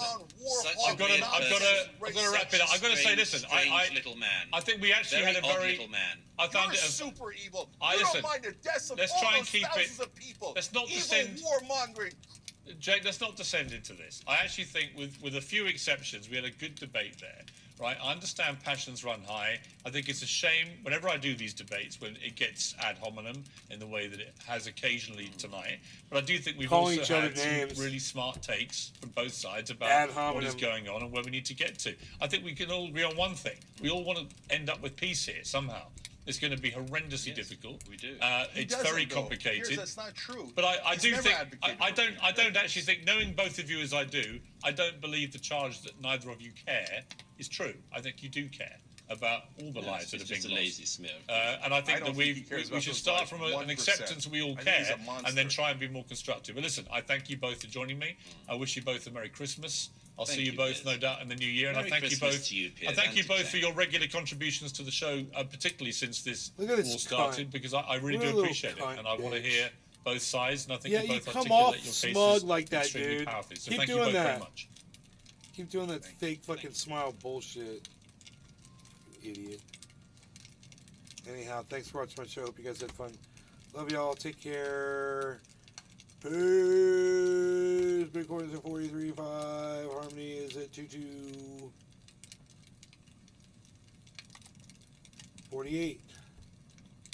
2211. My bad. 2211. All right. That's great, man. We're too fucking crazy. 22, man. I gotta check that. Let's check a couple things here. The all Harmony purchases are at profit of 12,500, guys. 12,500 profit. My percentage profit on that buy of 34,000 is 36%. That 34,500 is now worth 47,000. Beautiful. Let's see what's up with Solana. Solana is up almost 400%, guys. My Solana is almost up 400%.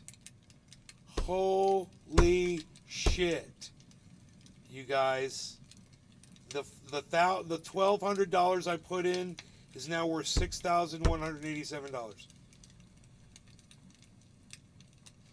And let's look at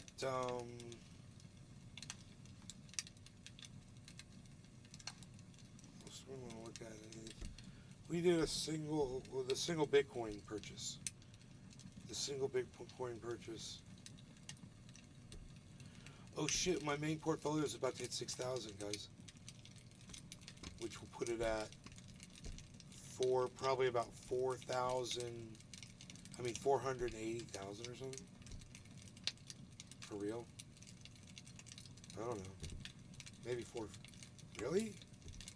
No way, dude. Dude, is my portfolio up that high? There's no way. What am I looking at? I thought maybe that was the overview. The overview's at 782,000. Oh my god.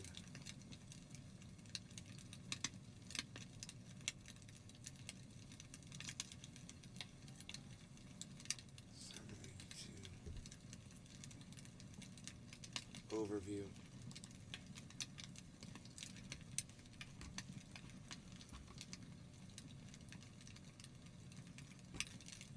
Solana.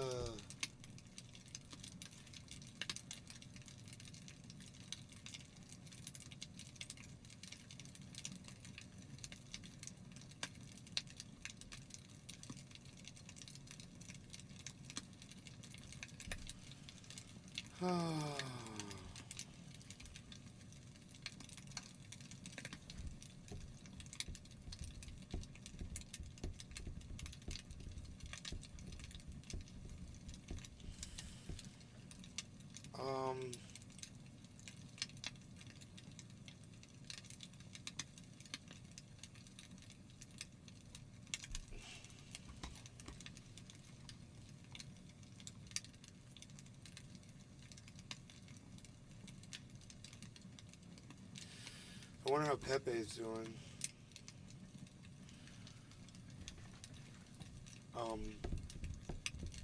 My Harmony's doing really well. It's worth $100,000 in Harmony. 100,000 in Harmony. That's accurate too. That's close to being right. And then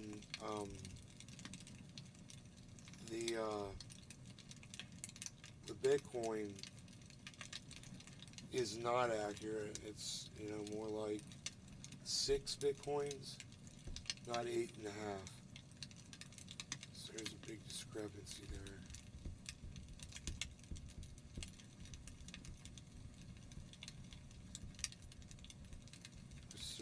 I'd like to fix that, man.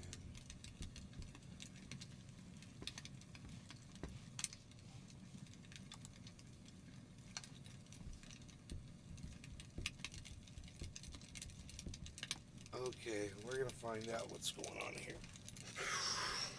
Oh.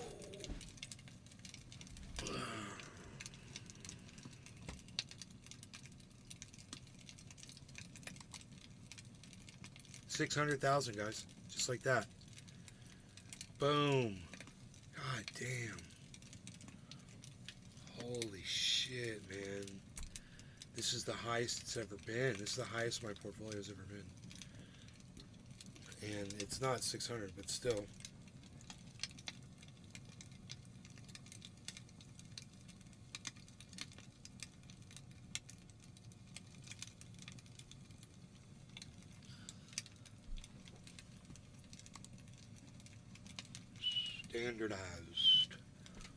Standardized.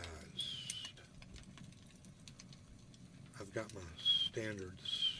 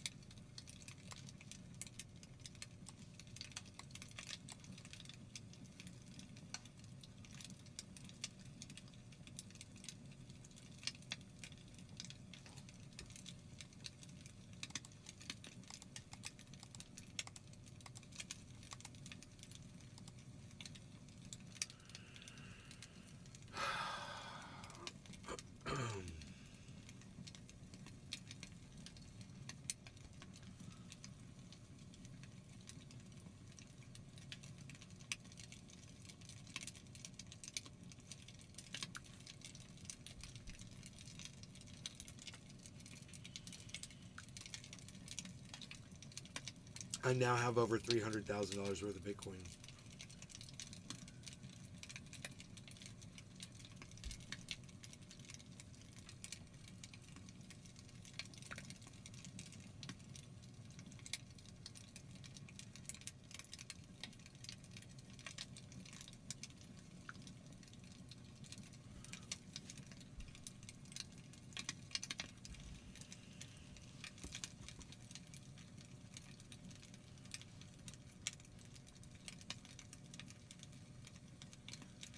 I could just call that 303,303. That's easy to remember. 303.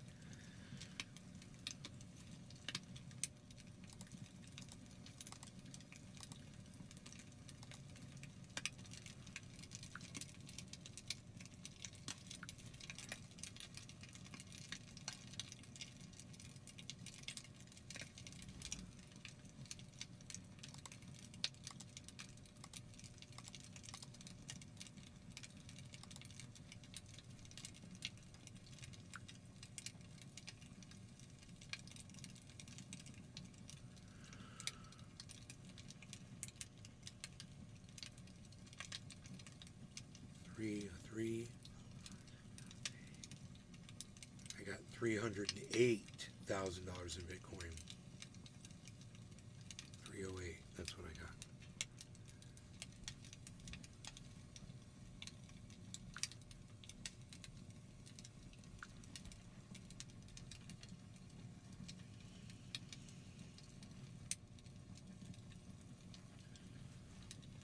Jesus Christ, dude. The harmony's way up.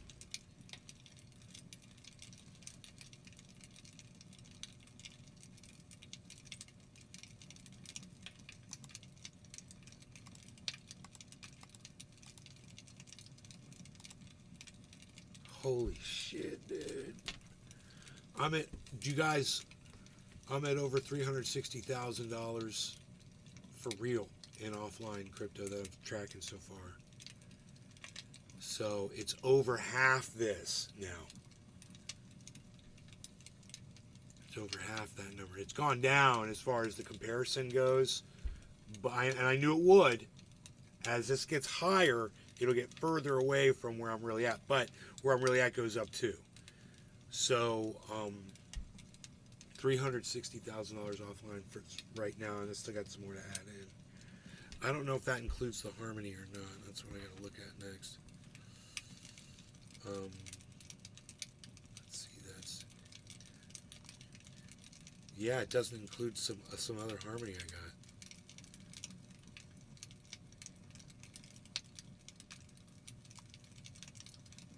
Yeah, so I have to check. I got to add the Harmony in now too. Holy shit.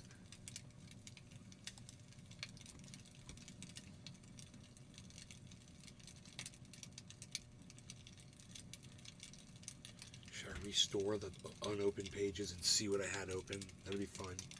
Restore. Okay, that's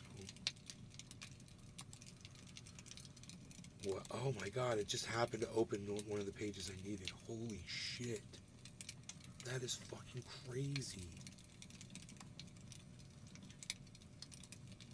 That is so funny. Okay, I already added that in. Right? Because that's... Wait, man. This stuff right here... that doesn't show up over here, man. $2,000 of Matic. Yeah, that's not added in over here. Jeez, there's more, dude. Oh my god. I'm so confused right now. Okay, I'm going to leave this out for now, but let me check. I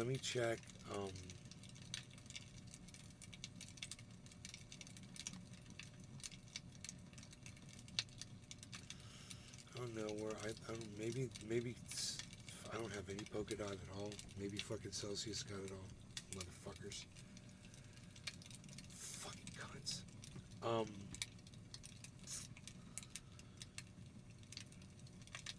Let me see here. It's gonna be yes.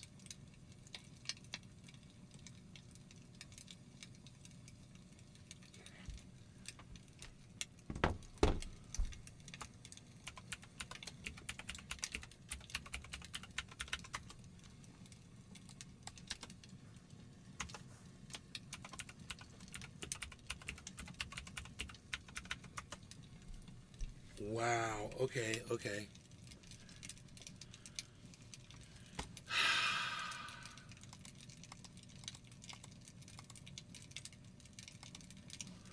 Oh my god, you guys. Oh my god.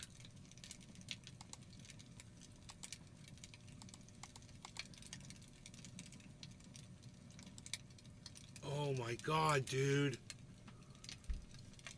So do I add that in or not? I don't know, man.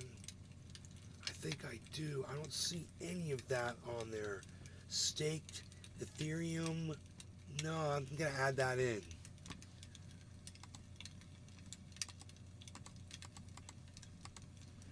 Dude.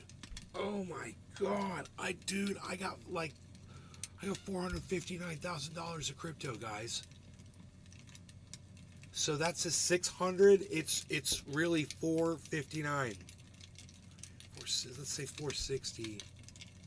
Let me refresh. Should I refresh that? Oh my god. 600, 273. 601. Oh my god, dude. I can't even keep up with it anymore. Dude, it's almost 500,000 in crypto, bro. Oh my god, this is all happening right now because Harmony went up to 2 cents. I told you guys when Harmony did this, it was going to be crazy. And I can't believe this is all Harmony doing this. But Harmony, I remember Harmony was at like 60,000. Now it's at 101. My overall portfolio, though, let's look at that. Dude, my all-time profit is finally in the positive, man. Plus $5,000. It went right past zero, man. I didn't even notice it. Holy shit. My all-time profit, man. Look. All-time profit. Oh my God, that's my whole portfolio. That's that fucked up portfolio. It's not all correct, but it's you know, I've got 400. Well, now it's probably $460,000 in crypto because that went up to 601. So thanks, Token Tony Z. Oh my God, my head is fucking exploding right now. I wonder how many people are going to try to get out of the market when they start realizing how much money they have. It's like, hold. You know, I didn't spend all this money to make $5,000 and have to pay a third of what I pull out in taxes, you know, whatever they get you at, you know. It's like nowhere near. And Celsius still is supposed to pay me some money that I add to this. So it goes from $4.59 supposedly, give or take. Let's just say $50,000, you know, in crypto or something like that. So at $450, it would be it'd be over $500,000. I will be over $500,000 at that point. And then we see what Harmony does. Now that Harmony has gone to 2 cents, I wonder how many people are going to buy because they know it's going to go to 4 and 5 cents now, you know. I wonder if the market cap's going to go up on Harmony.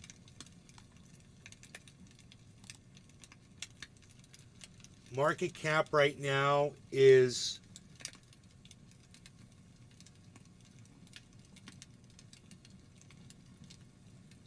oh shit.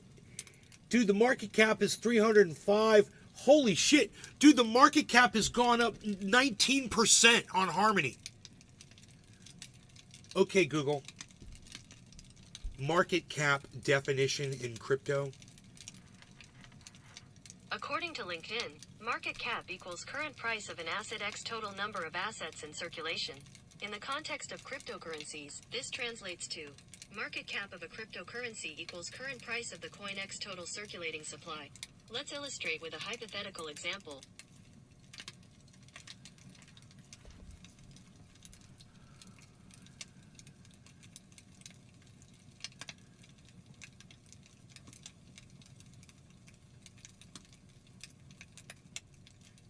I have no idea. I'm still like, dude, I know it's all about the market cap. And if dude, Harmony's up 8. What are we on the 1 day? Dude, it's up 8% in the 1 day. What do you think it's up on the 7 day? 57%, guys, on the 7 days. A week ago, if you had bought Harmony, your investment would have gone up 57%. A week ago. Let's go back a month. 63%. Let's go a year. 101%. When I was telling you all to buy. It's all happening right now. Holy moly.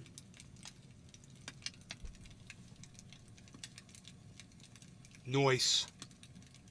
Great call. Market cap's total number of coins, current price. So if price goes up, market cap goes up. It's total number of coins times the current price. Market cap goes up as... So, holy shit. I saw this calculator that does market cap. If like, what would Harmony be at if it was at the market cap of Polygon?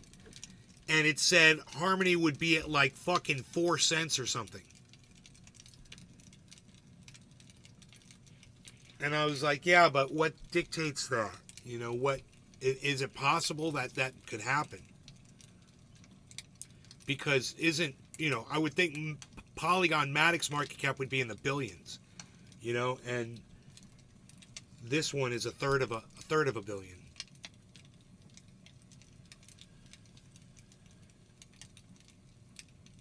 So we can go through these right here. Matic.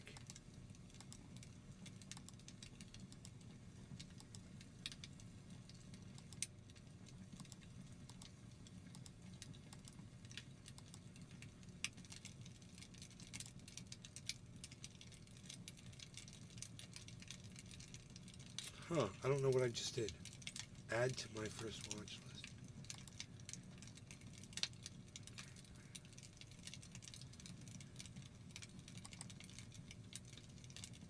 Dude, what is about to happen? Let's just check everything.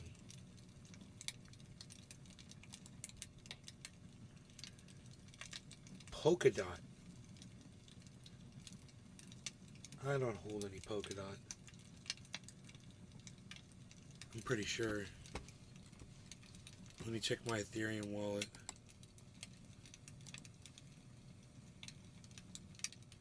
Nope, I don't see any. Psst. They fucking raped me. It was all sitting on Celsius, I bet, dude. Every last polka dot coin I had, I bet.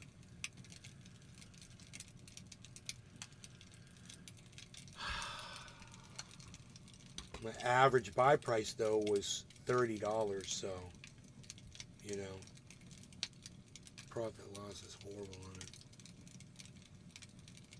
Oh, man, dude.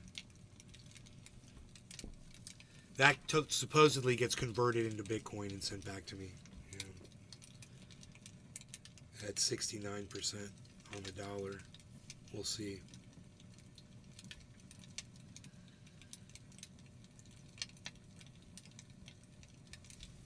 So,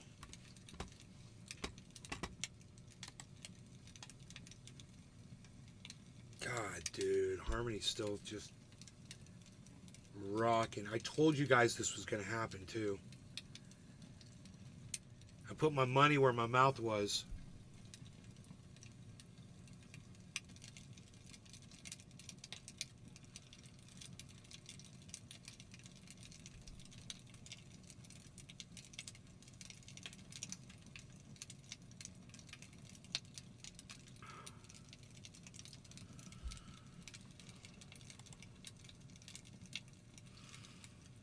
Yeah, right on.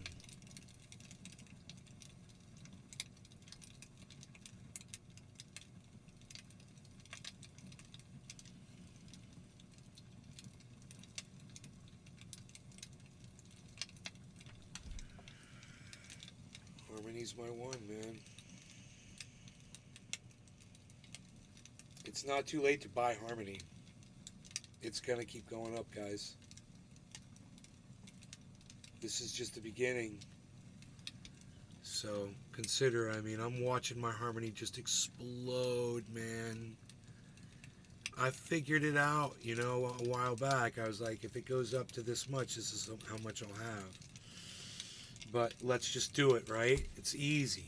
My Harmony coins equal, oh,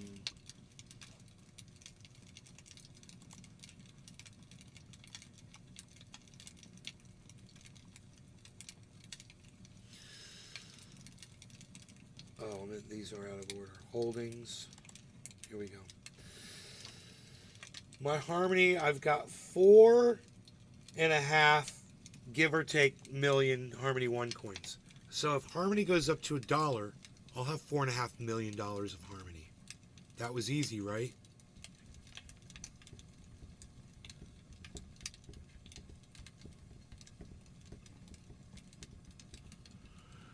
If Harmony goes up to 50 cents, I'll have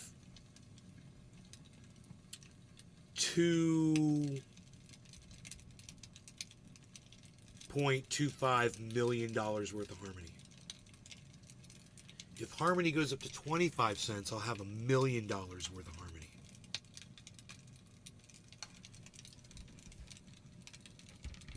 And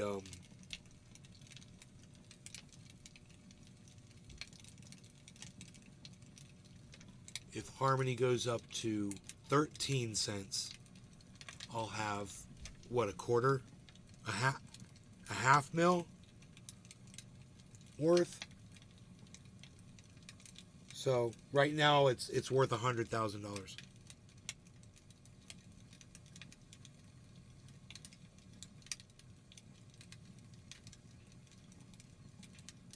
But I put 31.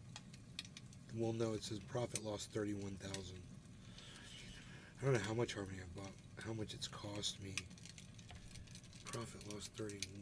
Holdings 101. I would have to subtract 31 from the 101 to see how much money I put in. Right? So like I bought like $60,000 worth of Harmony. That's how that is. Somebody else could have the exact same amount of Harmony and paid $6 for all of it. Imagine that. Somebody who got on real early, you know.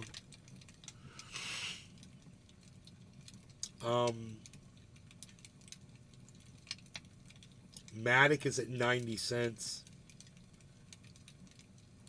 God, I'm so sad about my polka dot, dude. Because, I mean, now it would be worth shit, but it was $1,000 worth. I just pisses me off, dude. The prices have gone up so much to buy anything now.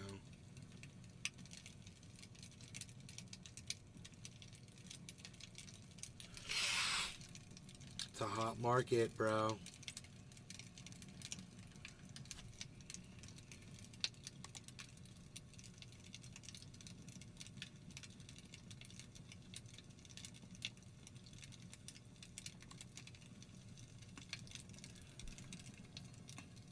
It is a fucking falling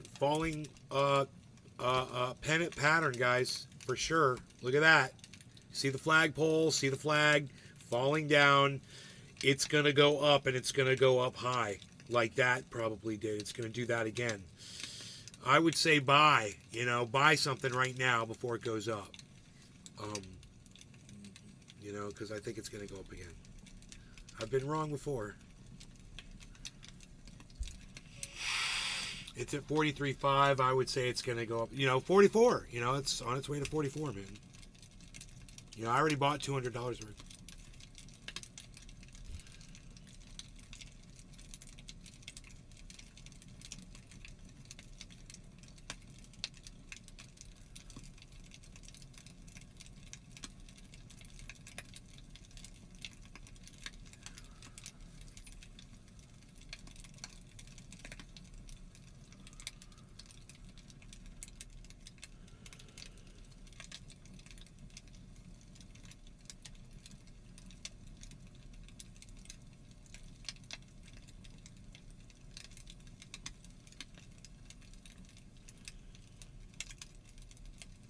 People invested in NVIDIA are doing really well, huh? It's doing better than Bitcoin.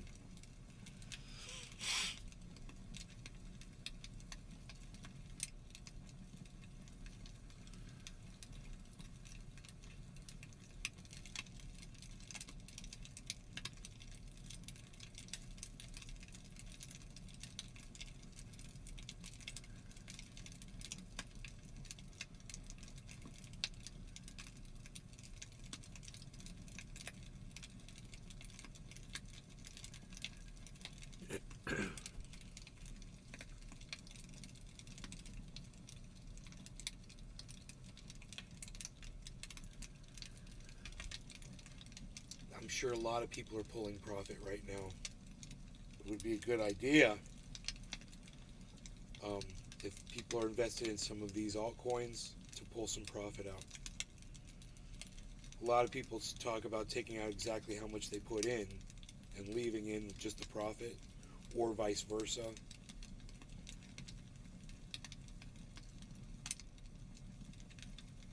If you're the hodler mentality, man, you know, some of these aren't supposed to last forever, whatever, but if you're the hodler mentality and you're just using it as a store of value, you're assuming it's just going to keep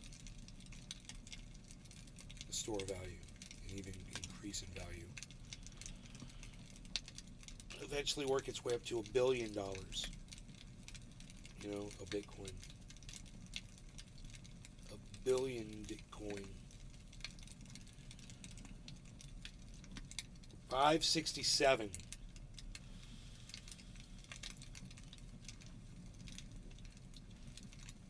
568. This is worth watching right here. 591. You guys ready? The ripples are just about played out. 597. Here we go, guys. 597, 595.99, and a 15 quarter to 2, 15 quarter 5, 15 quarter 2, 15 quarter 609 and 15 2, 2 and a 610 5 and a 15 quarter 2, 5 43 610 5 and a 15 quarter 2, 15 quarter 5 and a 15 609 03, 2 and a 15 quarter 2, 15 quarter 5 and a 2 and a 15 610 16 5 and a 15 609 89, 5 and a 15 quarter 5 and a 610 12, 2 and a 15 610 12, 5 and a 43 610 12, 5 and a 15 10 5 and a 15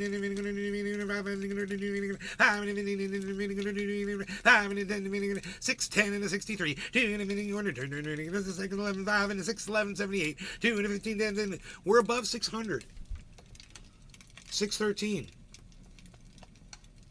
So it's trying to break out of this falling flag pattern, which is what it's gonna do. So get ready for it. It did it before when I told you it was gonna do it, and it's gonna do it now. Let's see what Harmony's doing real quick. It says 22.25.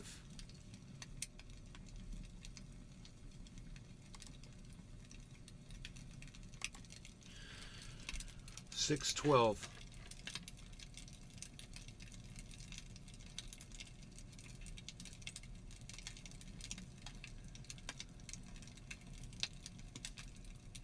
You think we're gonna see a breakout of this pennant pattern?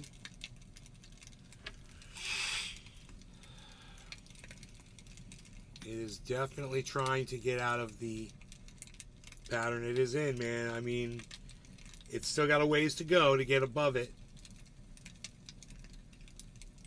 And remember, we've seen this before and then just drop. So that could happen too.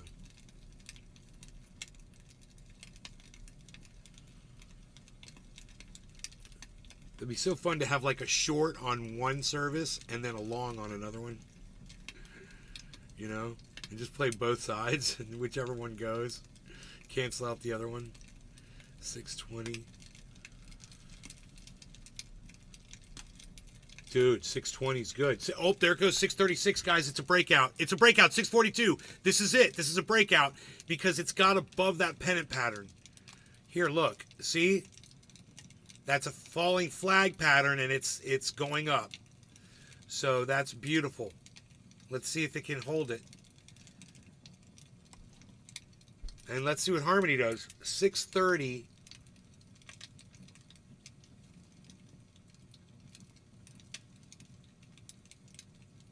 Okay, 2232 Harmony. 2231 Harmony. Bitcoin's at 631. 636. Breaking out upwards. This is the prediction right here, right? Does Bitcoin do bad historically around Christmas? I wouldn't think so. I would think people are, someone got, offline wallet for Christmas. Someone got, some Bitcoin, so they're looking into it and buying more. Someone got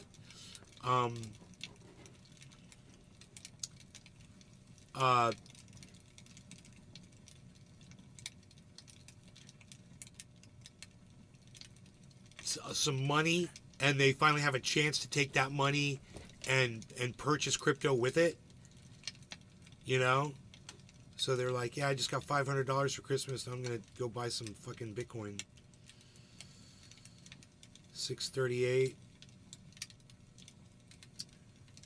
We are breaking outwards. Now, we could track this on TradingView, but I don't know how what it's going to look like over here. If we get that pennant pattern. This is, we got to put it on, the guy told me to put it on the 5-minute chart.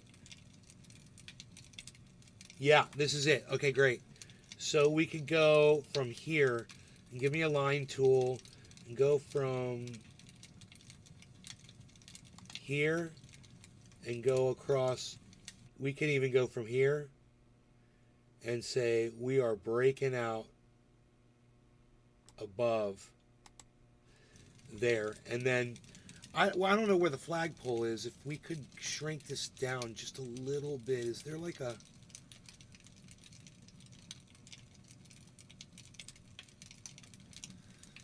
these are minutes, right? Here we go. There's that flagpole. There's the flag right there. We could take it all the way from the top of the flag, guys. Here, look at this.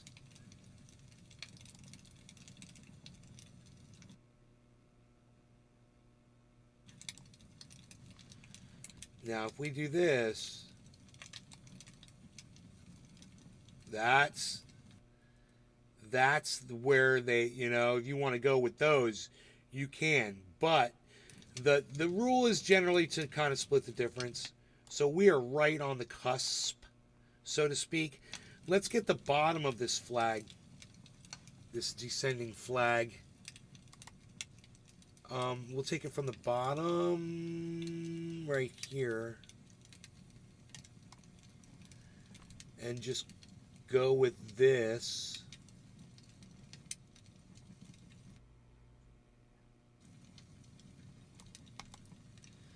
And there is our pennant pattern right here, our channel, falling channel off of a pennant. And we'll shorten this up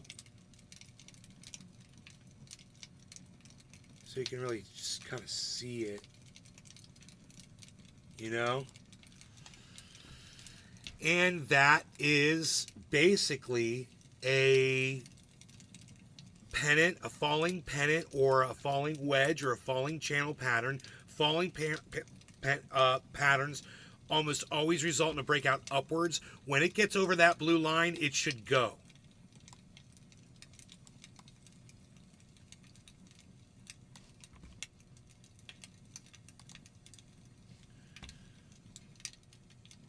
So we are right there, ready to do it, man.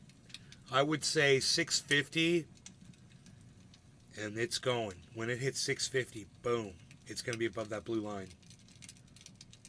And we'll go back to it and look at it if it hits 650.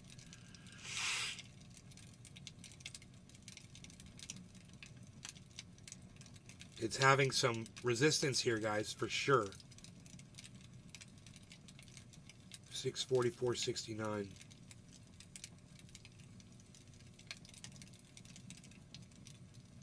Just remember 644.69 for right now.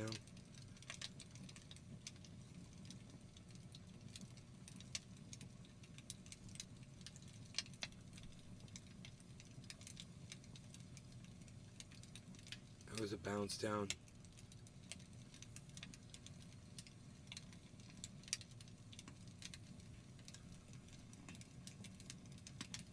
It's going back into the channel, man. That's not good.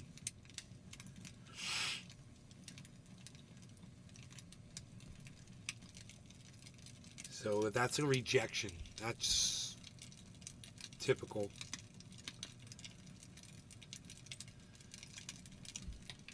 We'll go back to our chart.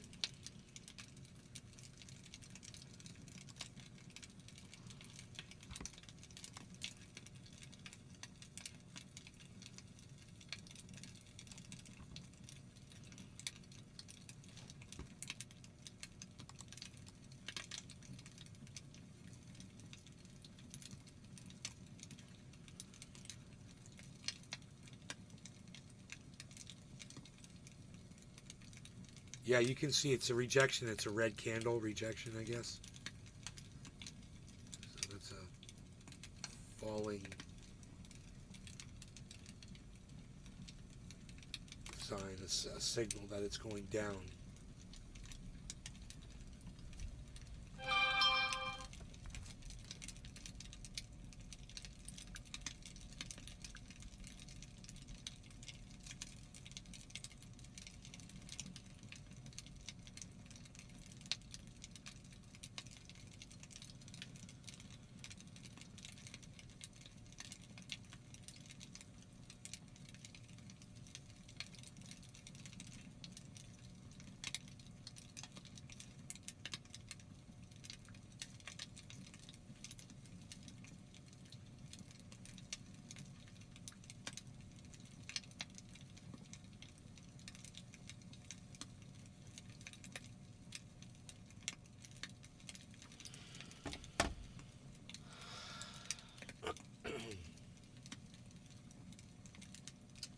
What did I say? I can't remember. 650?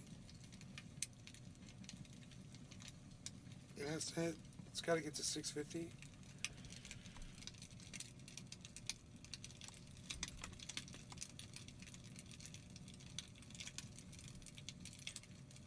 It's got to fight to get up there, man. I can't remember what we saw it get up to. Like 644, 69, I think it was. Hey, Kevin. Does Bitcoin do bad? Yeah, okay, so we already saw that. Hutch told me you were live, so I'm just hi, having conversations, and what do you know, you weren't there. There are times it got me. Hutch, what's up, buddy? Good to see you. Are we live? Yes, we're live.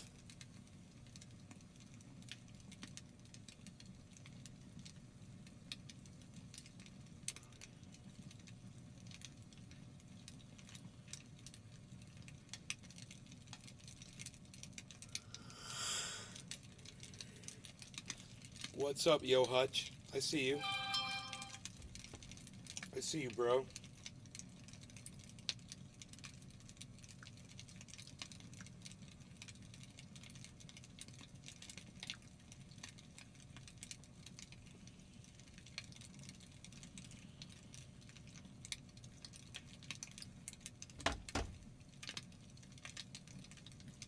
I'm good, man. In fact, I'm out of here. I've been here for a long time.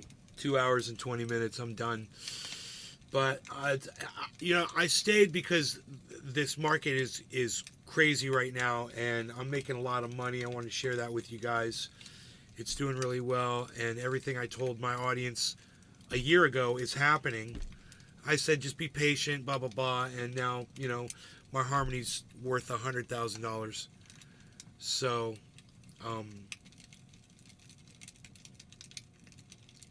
yes, hashtag keep it open.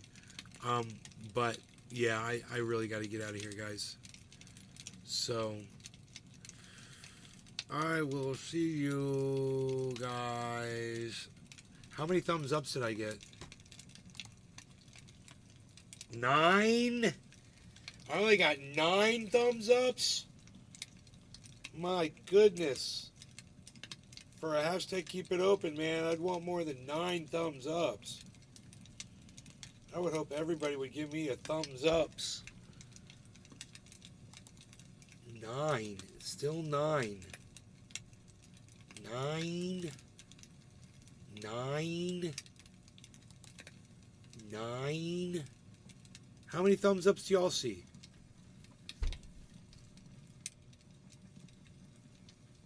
It's only showing me 9.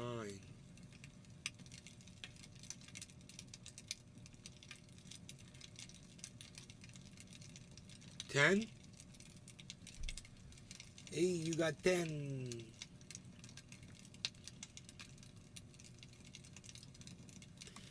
Hey, you got 10 over there. Look at this. I got 9. You got 11. You see 11. Okay, that'll all stay for a little bit. That's good. Double digits. Who knows? Maybe more notifications will go out now. But we're watching this Bitcoin, man. We're watching Harmony and Bitcoin, man. It's fucking crazy, man. Look, Bitcoin went back down, guys. We needed 650, and it just fell. Totally fell. Bitcoin has fallen. But there's a double bottom. W. There's a W, guys. So, that's a good sign, man. Lots of double bottoms. It just formed on the 24, a very small double bottom. Also a Bart Simpson formed. We got a Bart Simpson head.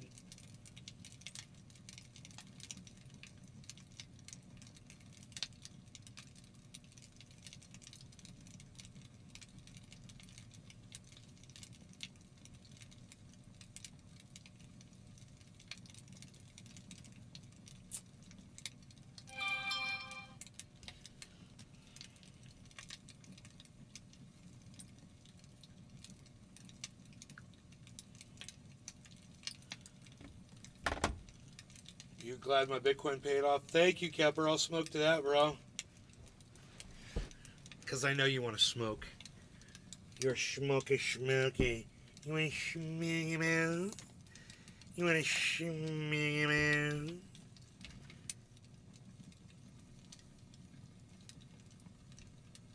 You want to smoky man?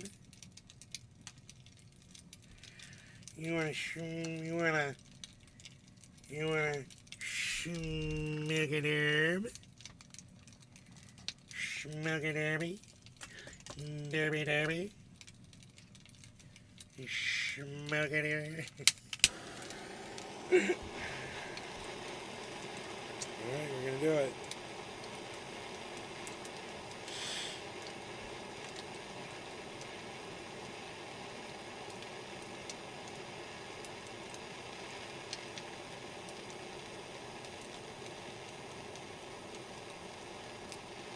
Everybody gave me a thumbs up, huh? I still only see 9. I don't know why. Oh, now I see 10. Now I see 11.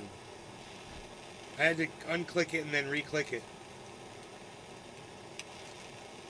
I see 11, guys. 43,682. It's nowhere near 43,682 where it was. Come on now. And where was Harmony at? 2242. And now Harmony is at 22. It's down. They're both down. Down in the Dow. The Dow is down. We're down in the Dow. The Dow is down. Roman's numeral. Down in the Dow. It's down. It's down in the Dow. It's down.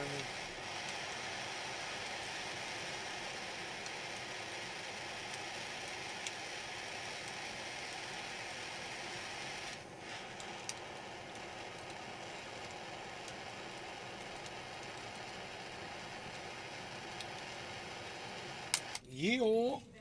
What? Okay, have fun. All right, love you. Drive safe.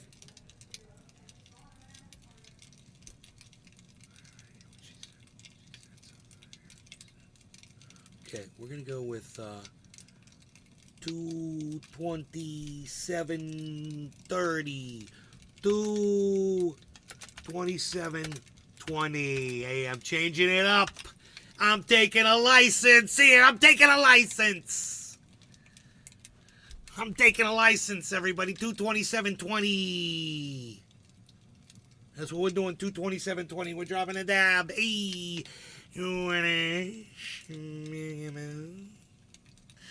You wanna do that? Would you like to do that? You wanna do that? All right, no Larry Gunning Cannabis. Cheers, Hutch, Dave Campione, Kepper, Token Tony Z, Tropical Thing, Young Click.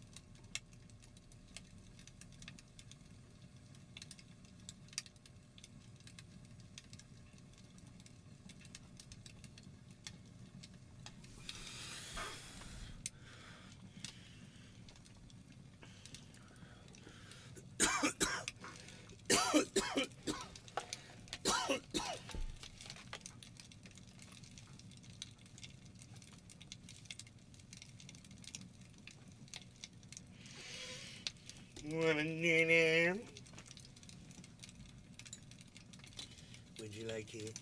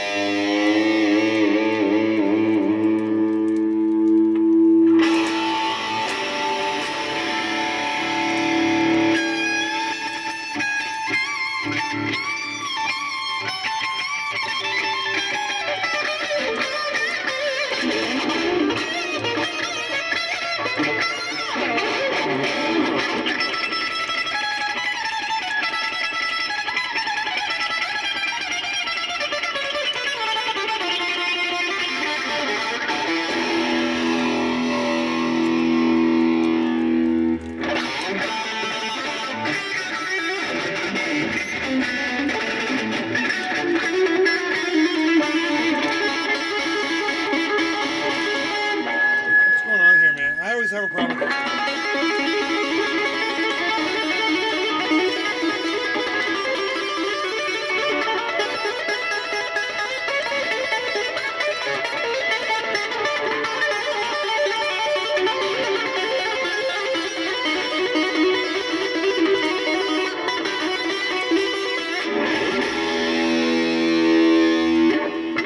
I don't understand, man. I don't understand. It's like I think I might have an intonation problem there. The string might have to be.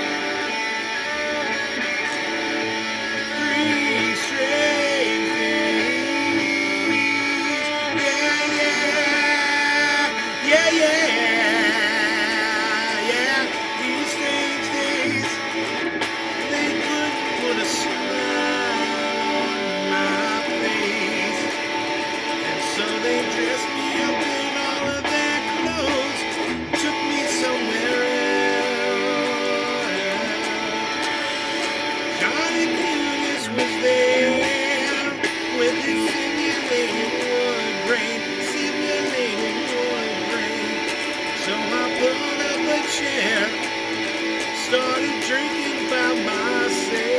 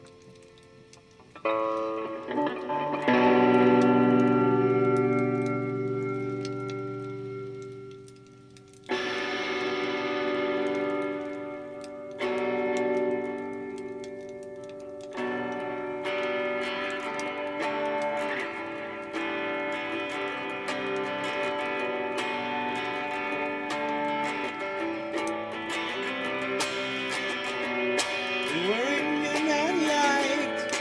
How till you break? Yeah, because you're smart. But how much can you fake? An ordinary boy, an ordinary name. But ordinary is just not good enough today.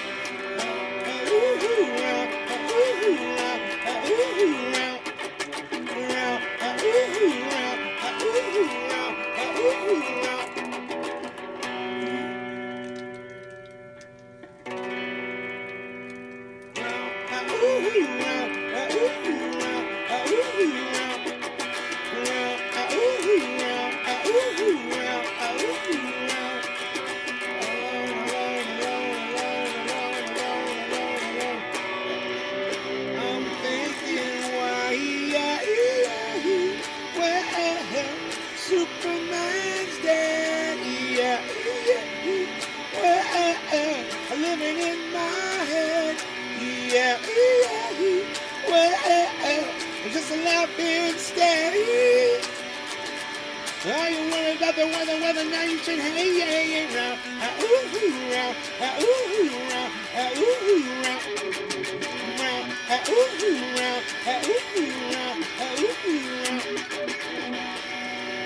you worry about your faith, how long till you break? You're happy you're in love, you found someone to hate, an ordinary girl, an ordinary waste, but ordinary is just not good enough today. Alone, alone, alone, alone, alone, alone, alone, alone. I'm thinking why, well, Superman's dead, well, I'm living in my head, well, just laugh instead. You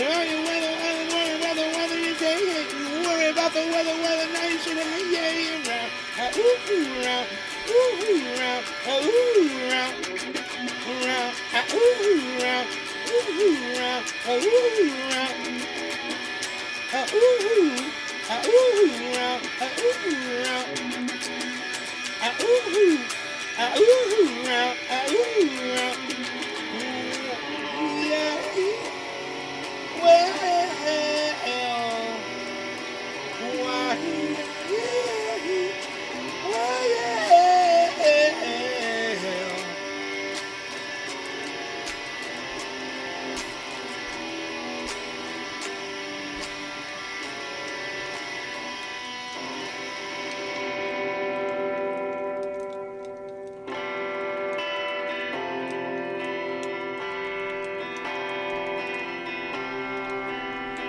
Doesn't anybody ever know?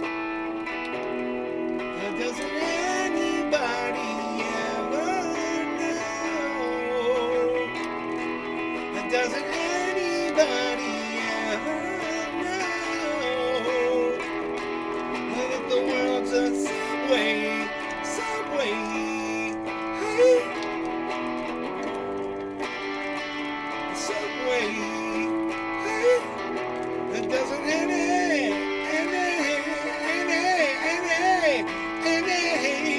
doesn't end,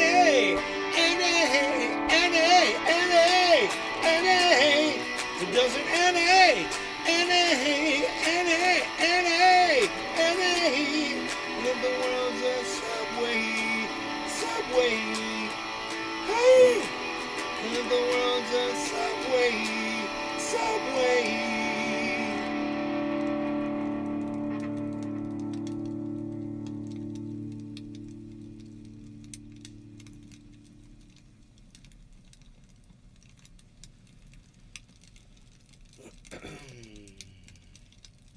Thank you for listening. You're listening to Nay's Garden. That's Nay's Garden on Twitter, and of course, Nay's Garden on Rumble.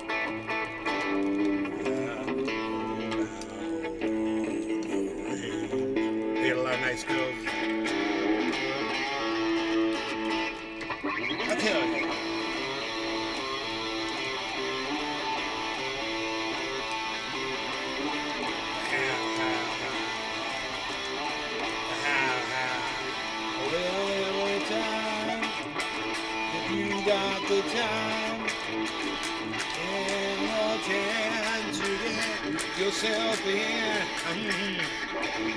pretty tight, almost every night. But now I might be mistaken.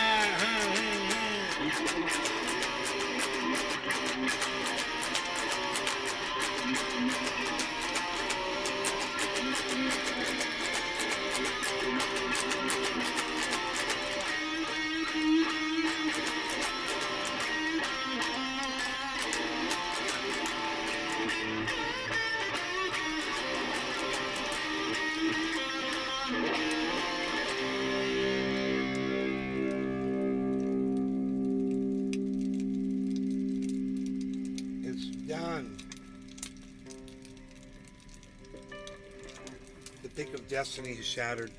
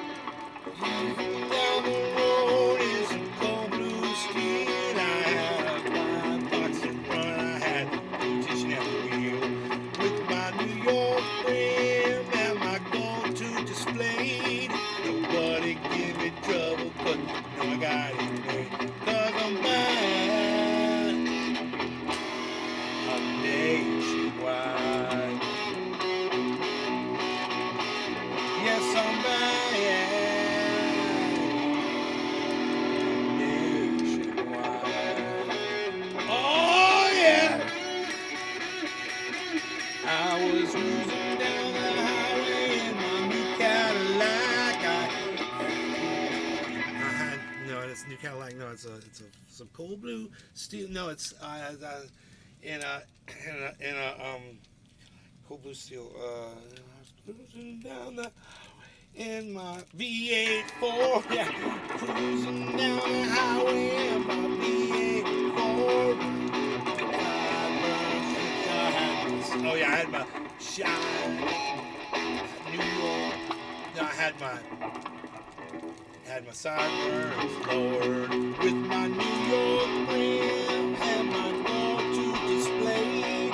But it came in trouble 'cause the boy I made in my bag. I'm nationwide.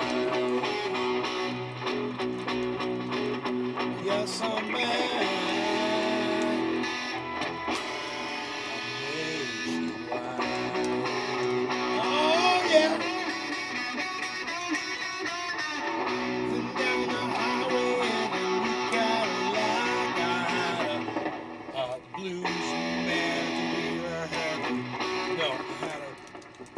Oh yeah, I had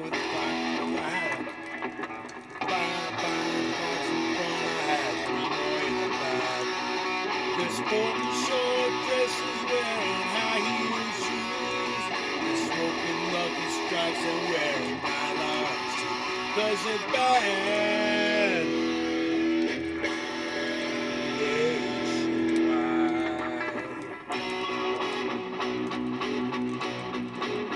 Yeah, they're bad.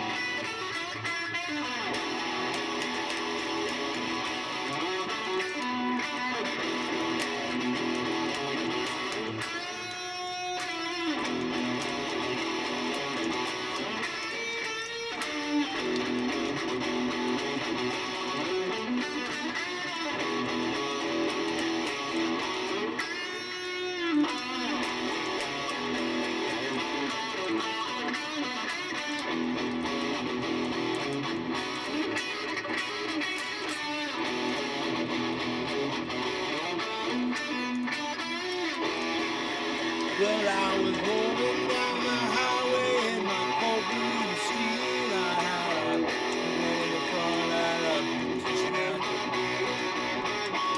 We're going downtown in the middle of the night. We're laughing and we're joking and we're feeling alright. And we're back 'cause we back. The nationwide. My fingers are so numb. That's why it sounds so fucked up. Because I can't even press my fingers down on the strings right now. Because they feel like little springs. I've been pressing too hard. It's just, I need a new guitar, man. I need a new guitar. It's got to be all new. I need a Paul Reed Smith. Because we're bad.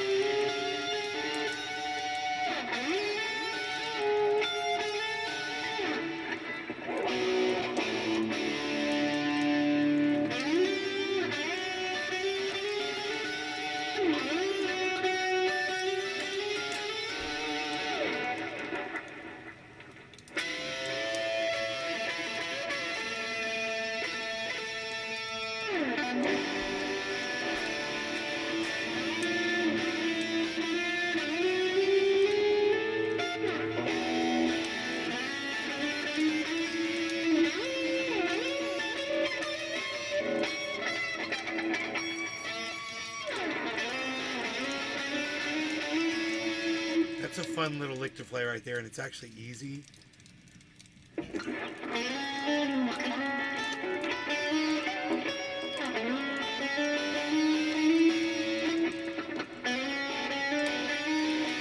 Because your fingers just kind of naturally fall that way. So it's not really hard to finger that. And you're just doing this with your strings.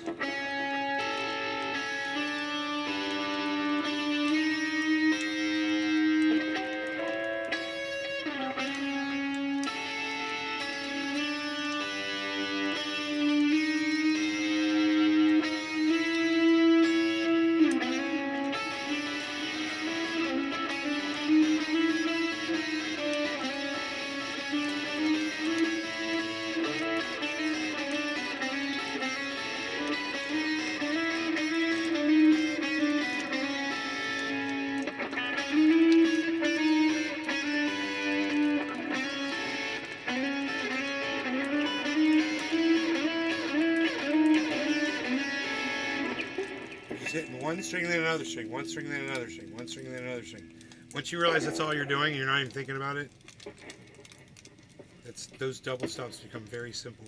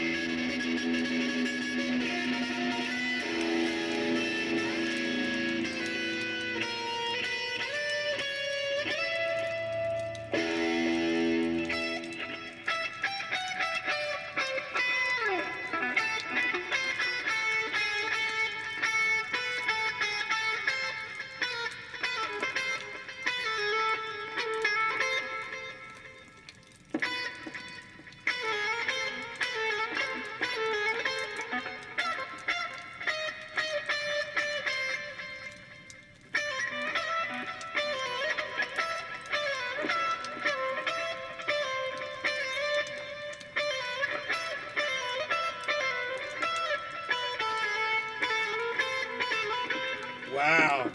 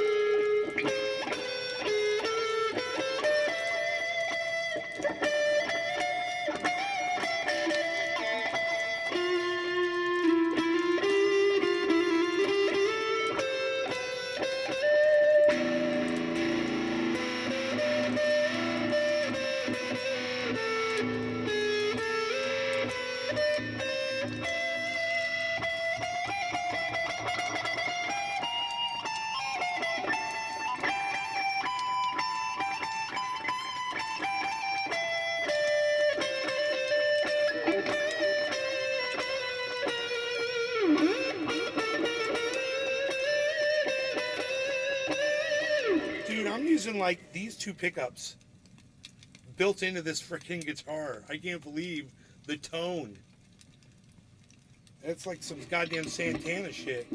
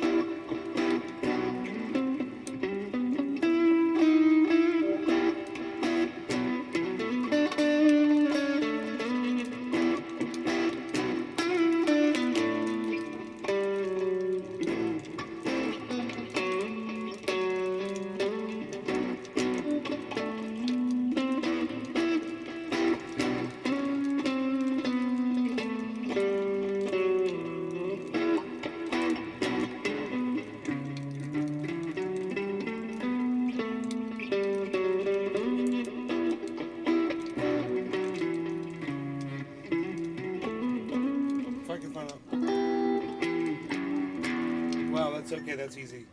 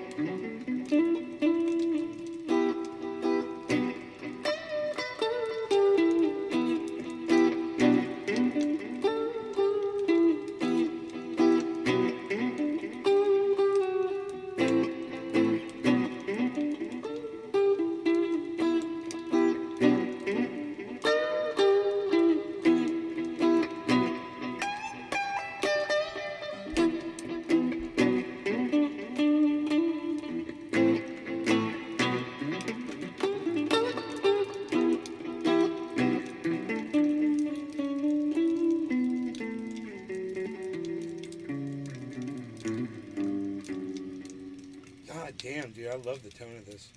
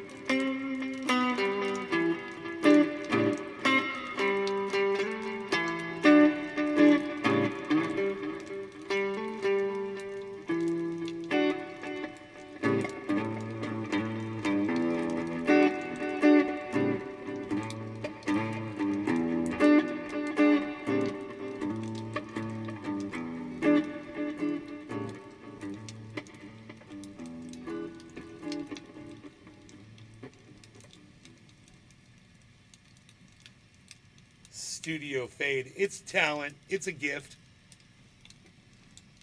I got it.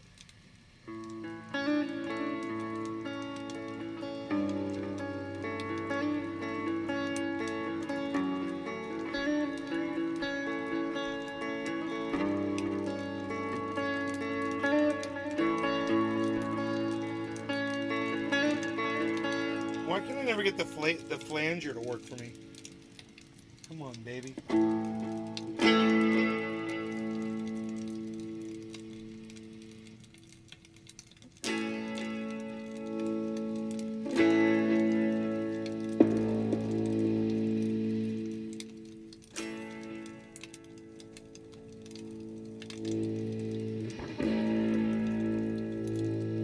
Oh, it's the wrong.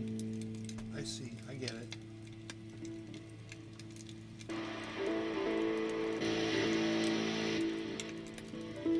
There it is. There it is.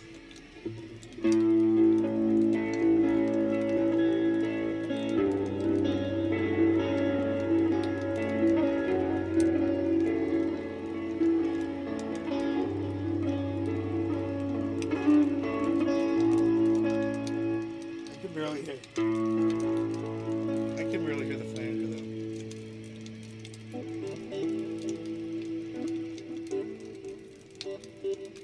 Dude, I'm not trying to turn it down. Why does it get quiet?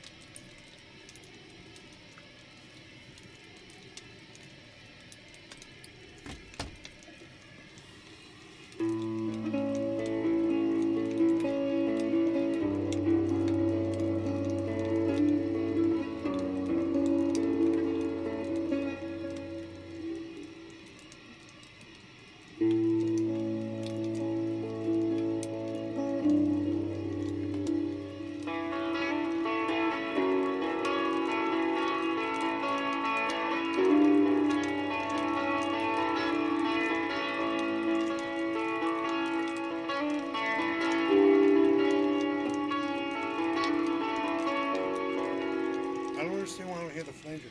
I hear it breathing, but it doesn't sound like it's affecting my guitar sound.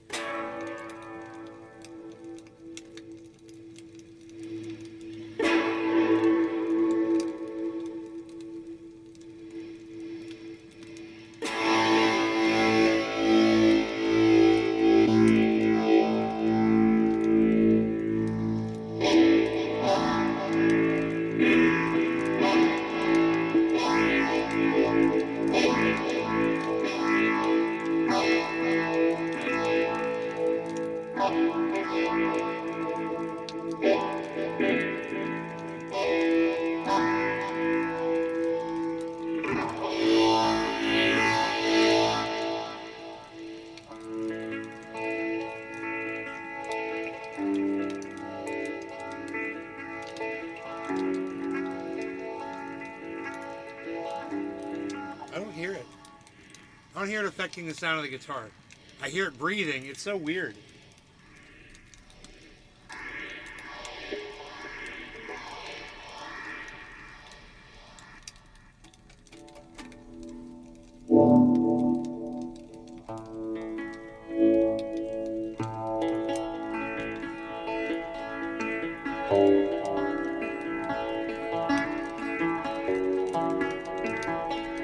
It's weird.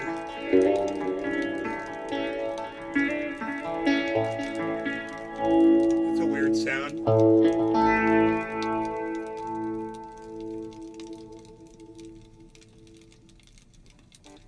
I don't understand what the point of this knob is.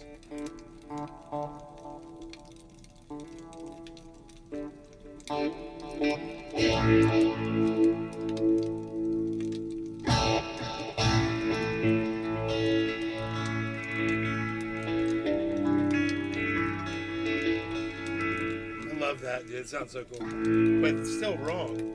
Not the sound I'm looking for. I don't understand why. Am I pressing?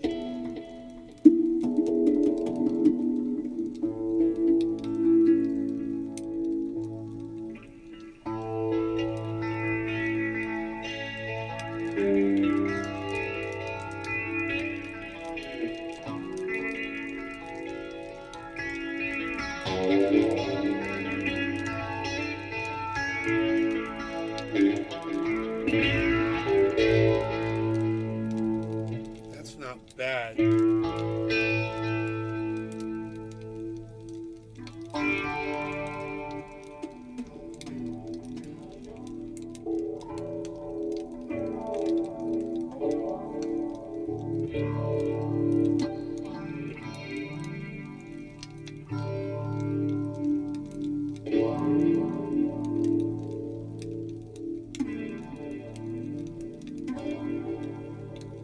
That speeds it up. So I want it slow and wide. And I want a lot of it. And then I want to hear the notes go through that.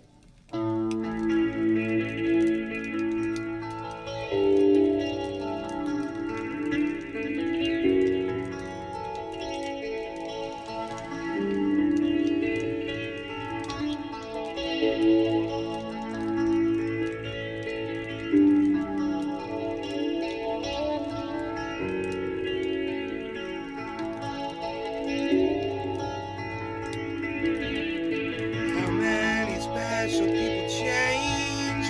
How many lives are living strange? Where were you while we were getting high?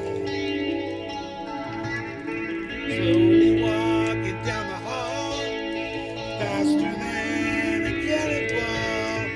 Where were you while we were getting high?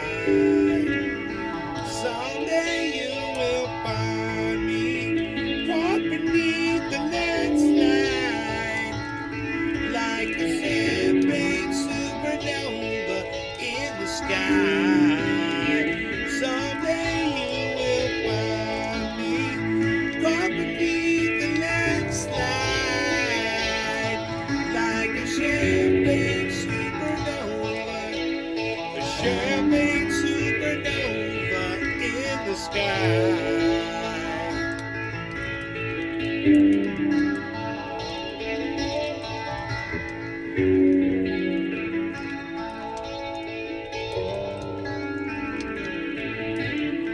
Wake up the dawn and ask her why. She dreams a dream, she never dies. Wipe that tear away now from your eye. Slowly walking down the hall, faster than a cannonball. Where were you while we were getting high? Someday you will find me caught beneath the landslide, like a champagne supernova in the sky. Someday you will find me caught beneath the landslide, like a champagne supernova, champagne supernova. 'Cause we don't believe that we're gonna get away for the summer.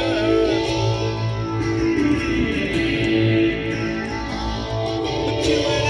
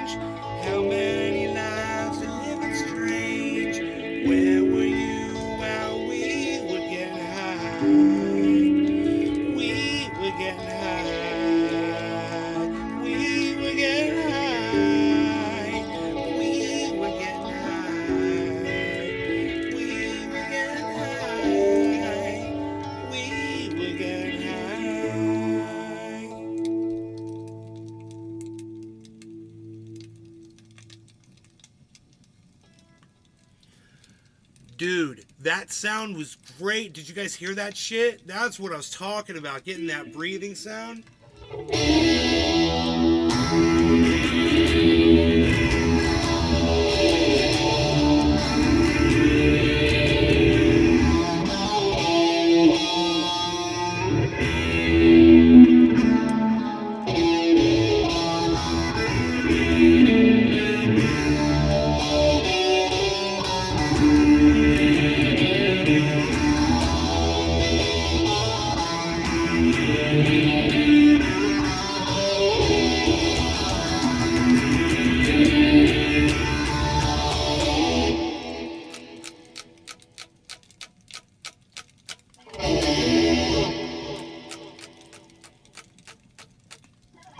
Generals gathered in their masses,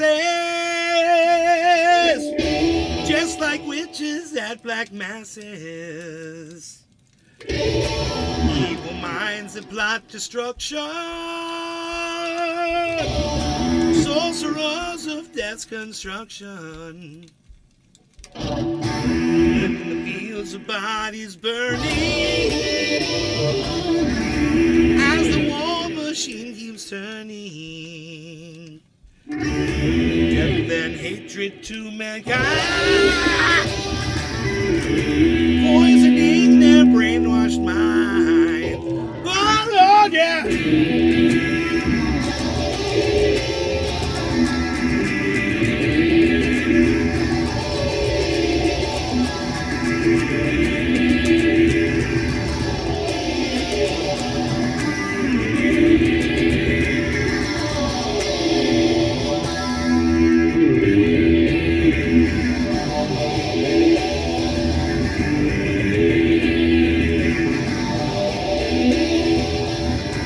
Politicians hide themselves away. They all now started this war. Why should they know how to fight? They leave that up to the poor. Yeah!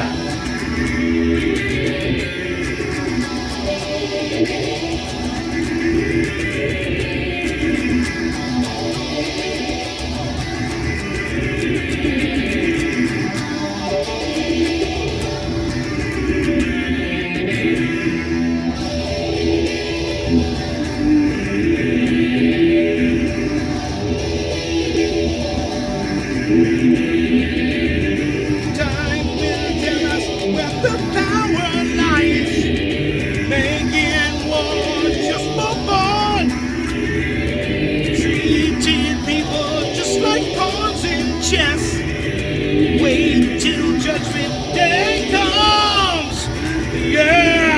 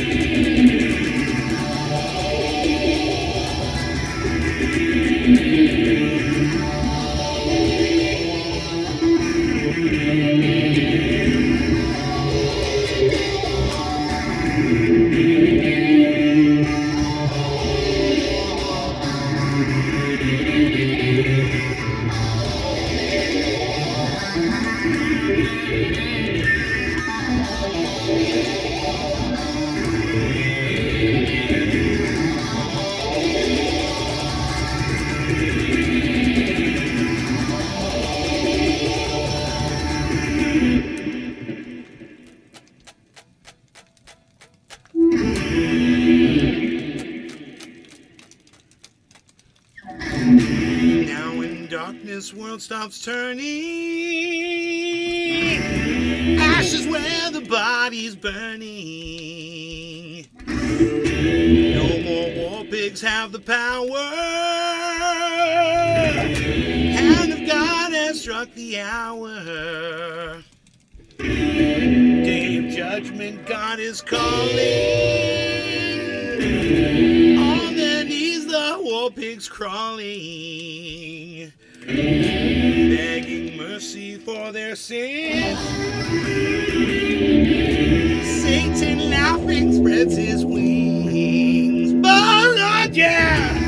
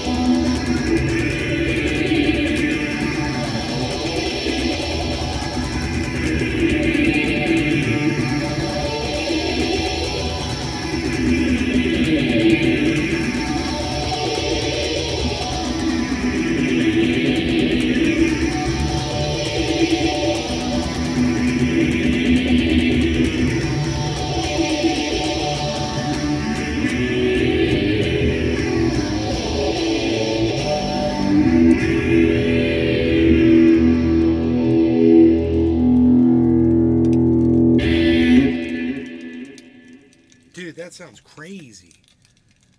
Super powerful. Low bass. It's just shaking the seat right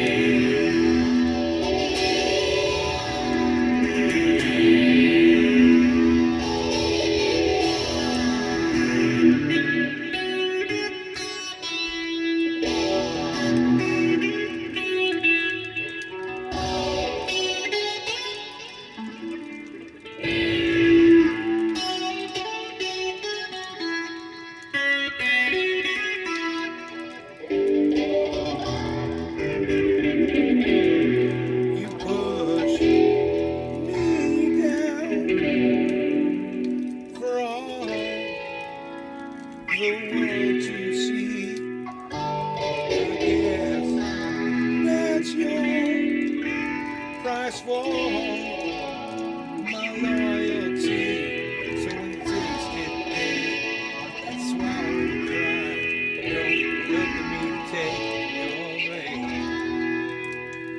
When you're willing to render to the guilt you can see, if you look at your conscience and blaming me, when the truth is the answer to the guilt you can see, you're blaming no others, but you're blaming me, yeah.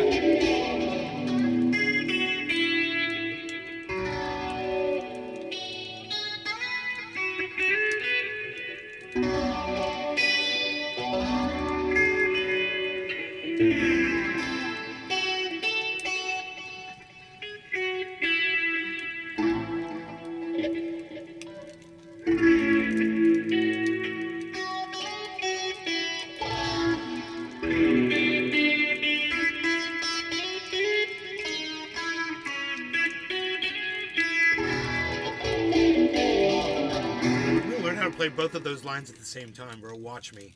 That's what I do. I learn how to play shit at the same time. I will work on that one. That's a new one for me. You know, this one was one of my... This is one of my favorite ones that I do. When I'm going like... I already played this earlier, but it's...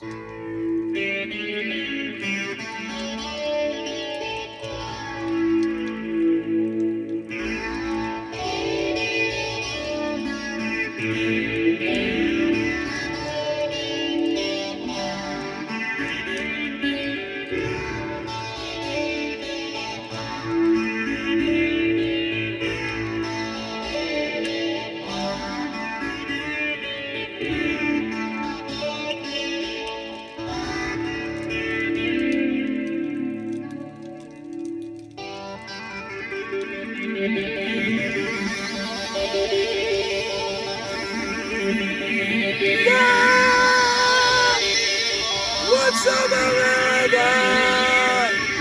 Alright, you guys have a good night. I'll see y'all later. Peace. Thanks for watching. I'll see you on the later show. Bye. Enjoy your Christmas days and your families and just hanging out and whatever you're doing. Even if you're just chilling like me. Just chill. Just chill. Just have fun. Alright, go eat something. Alright, bye guys.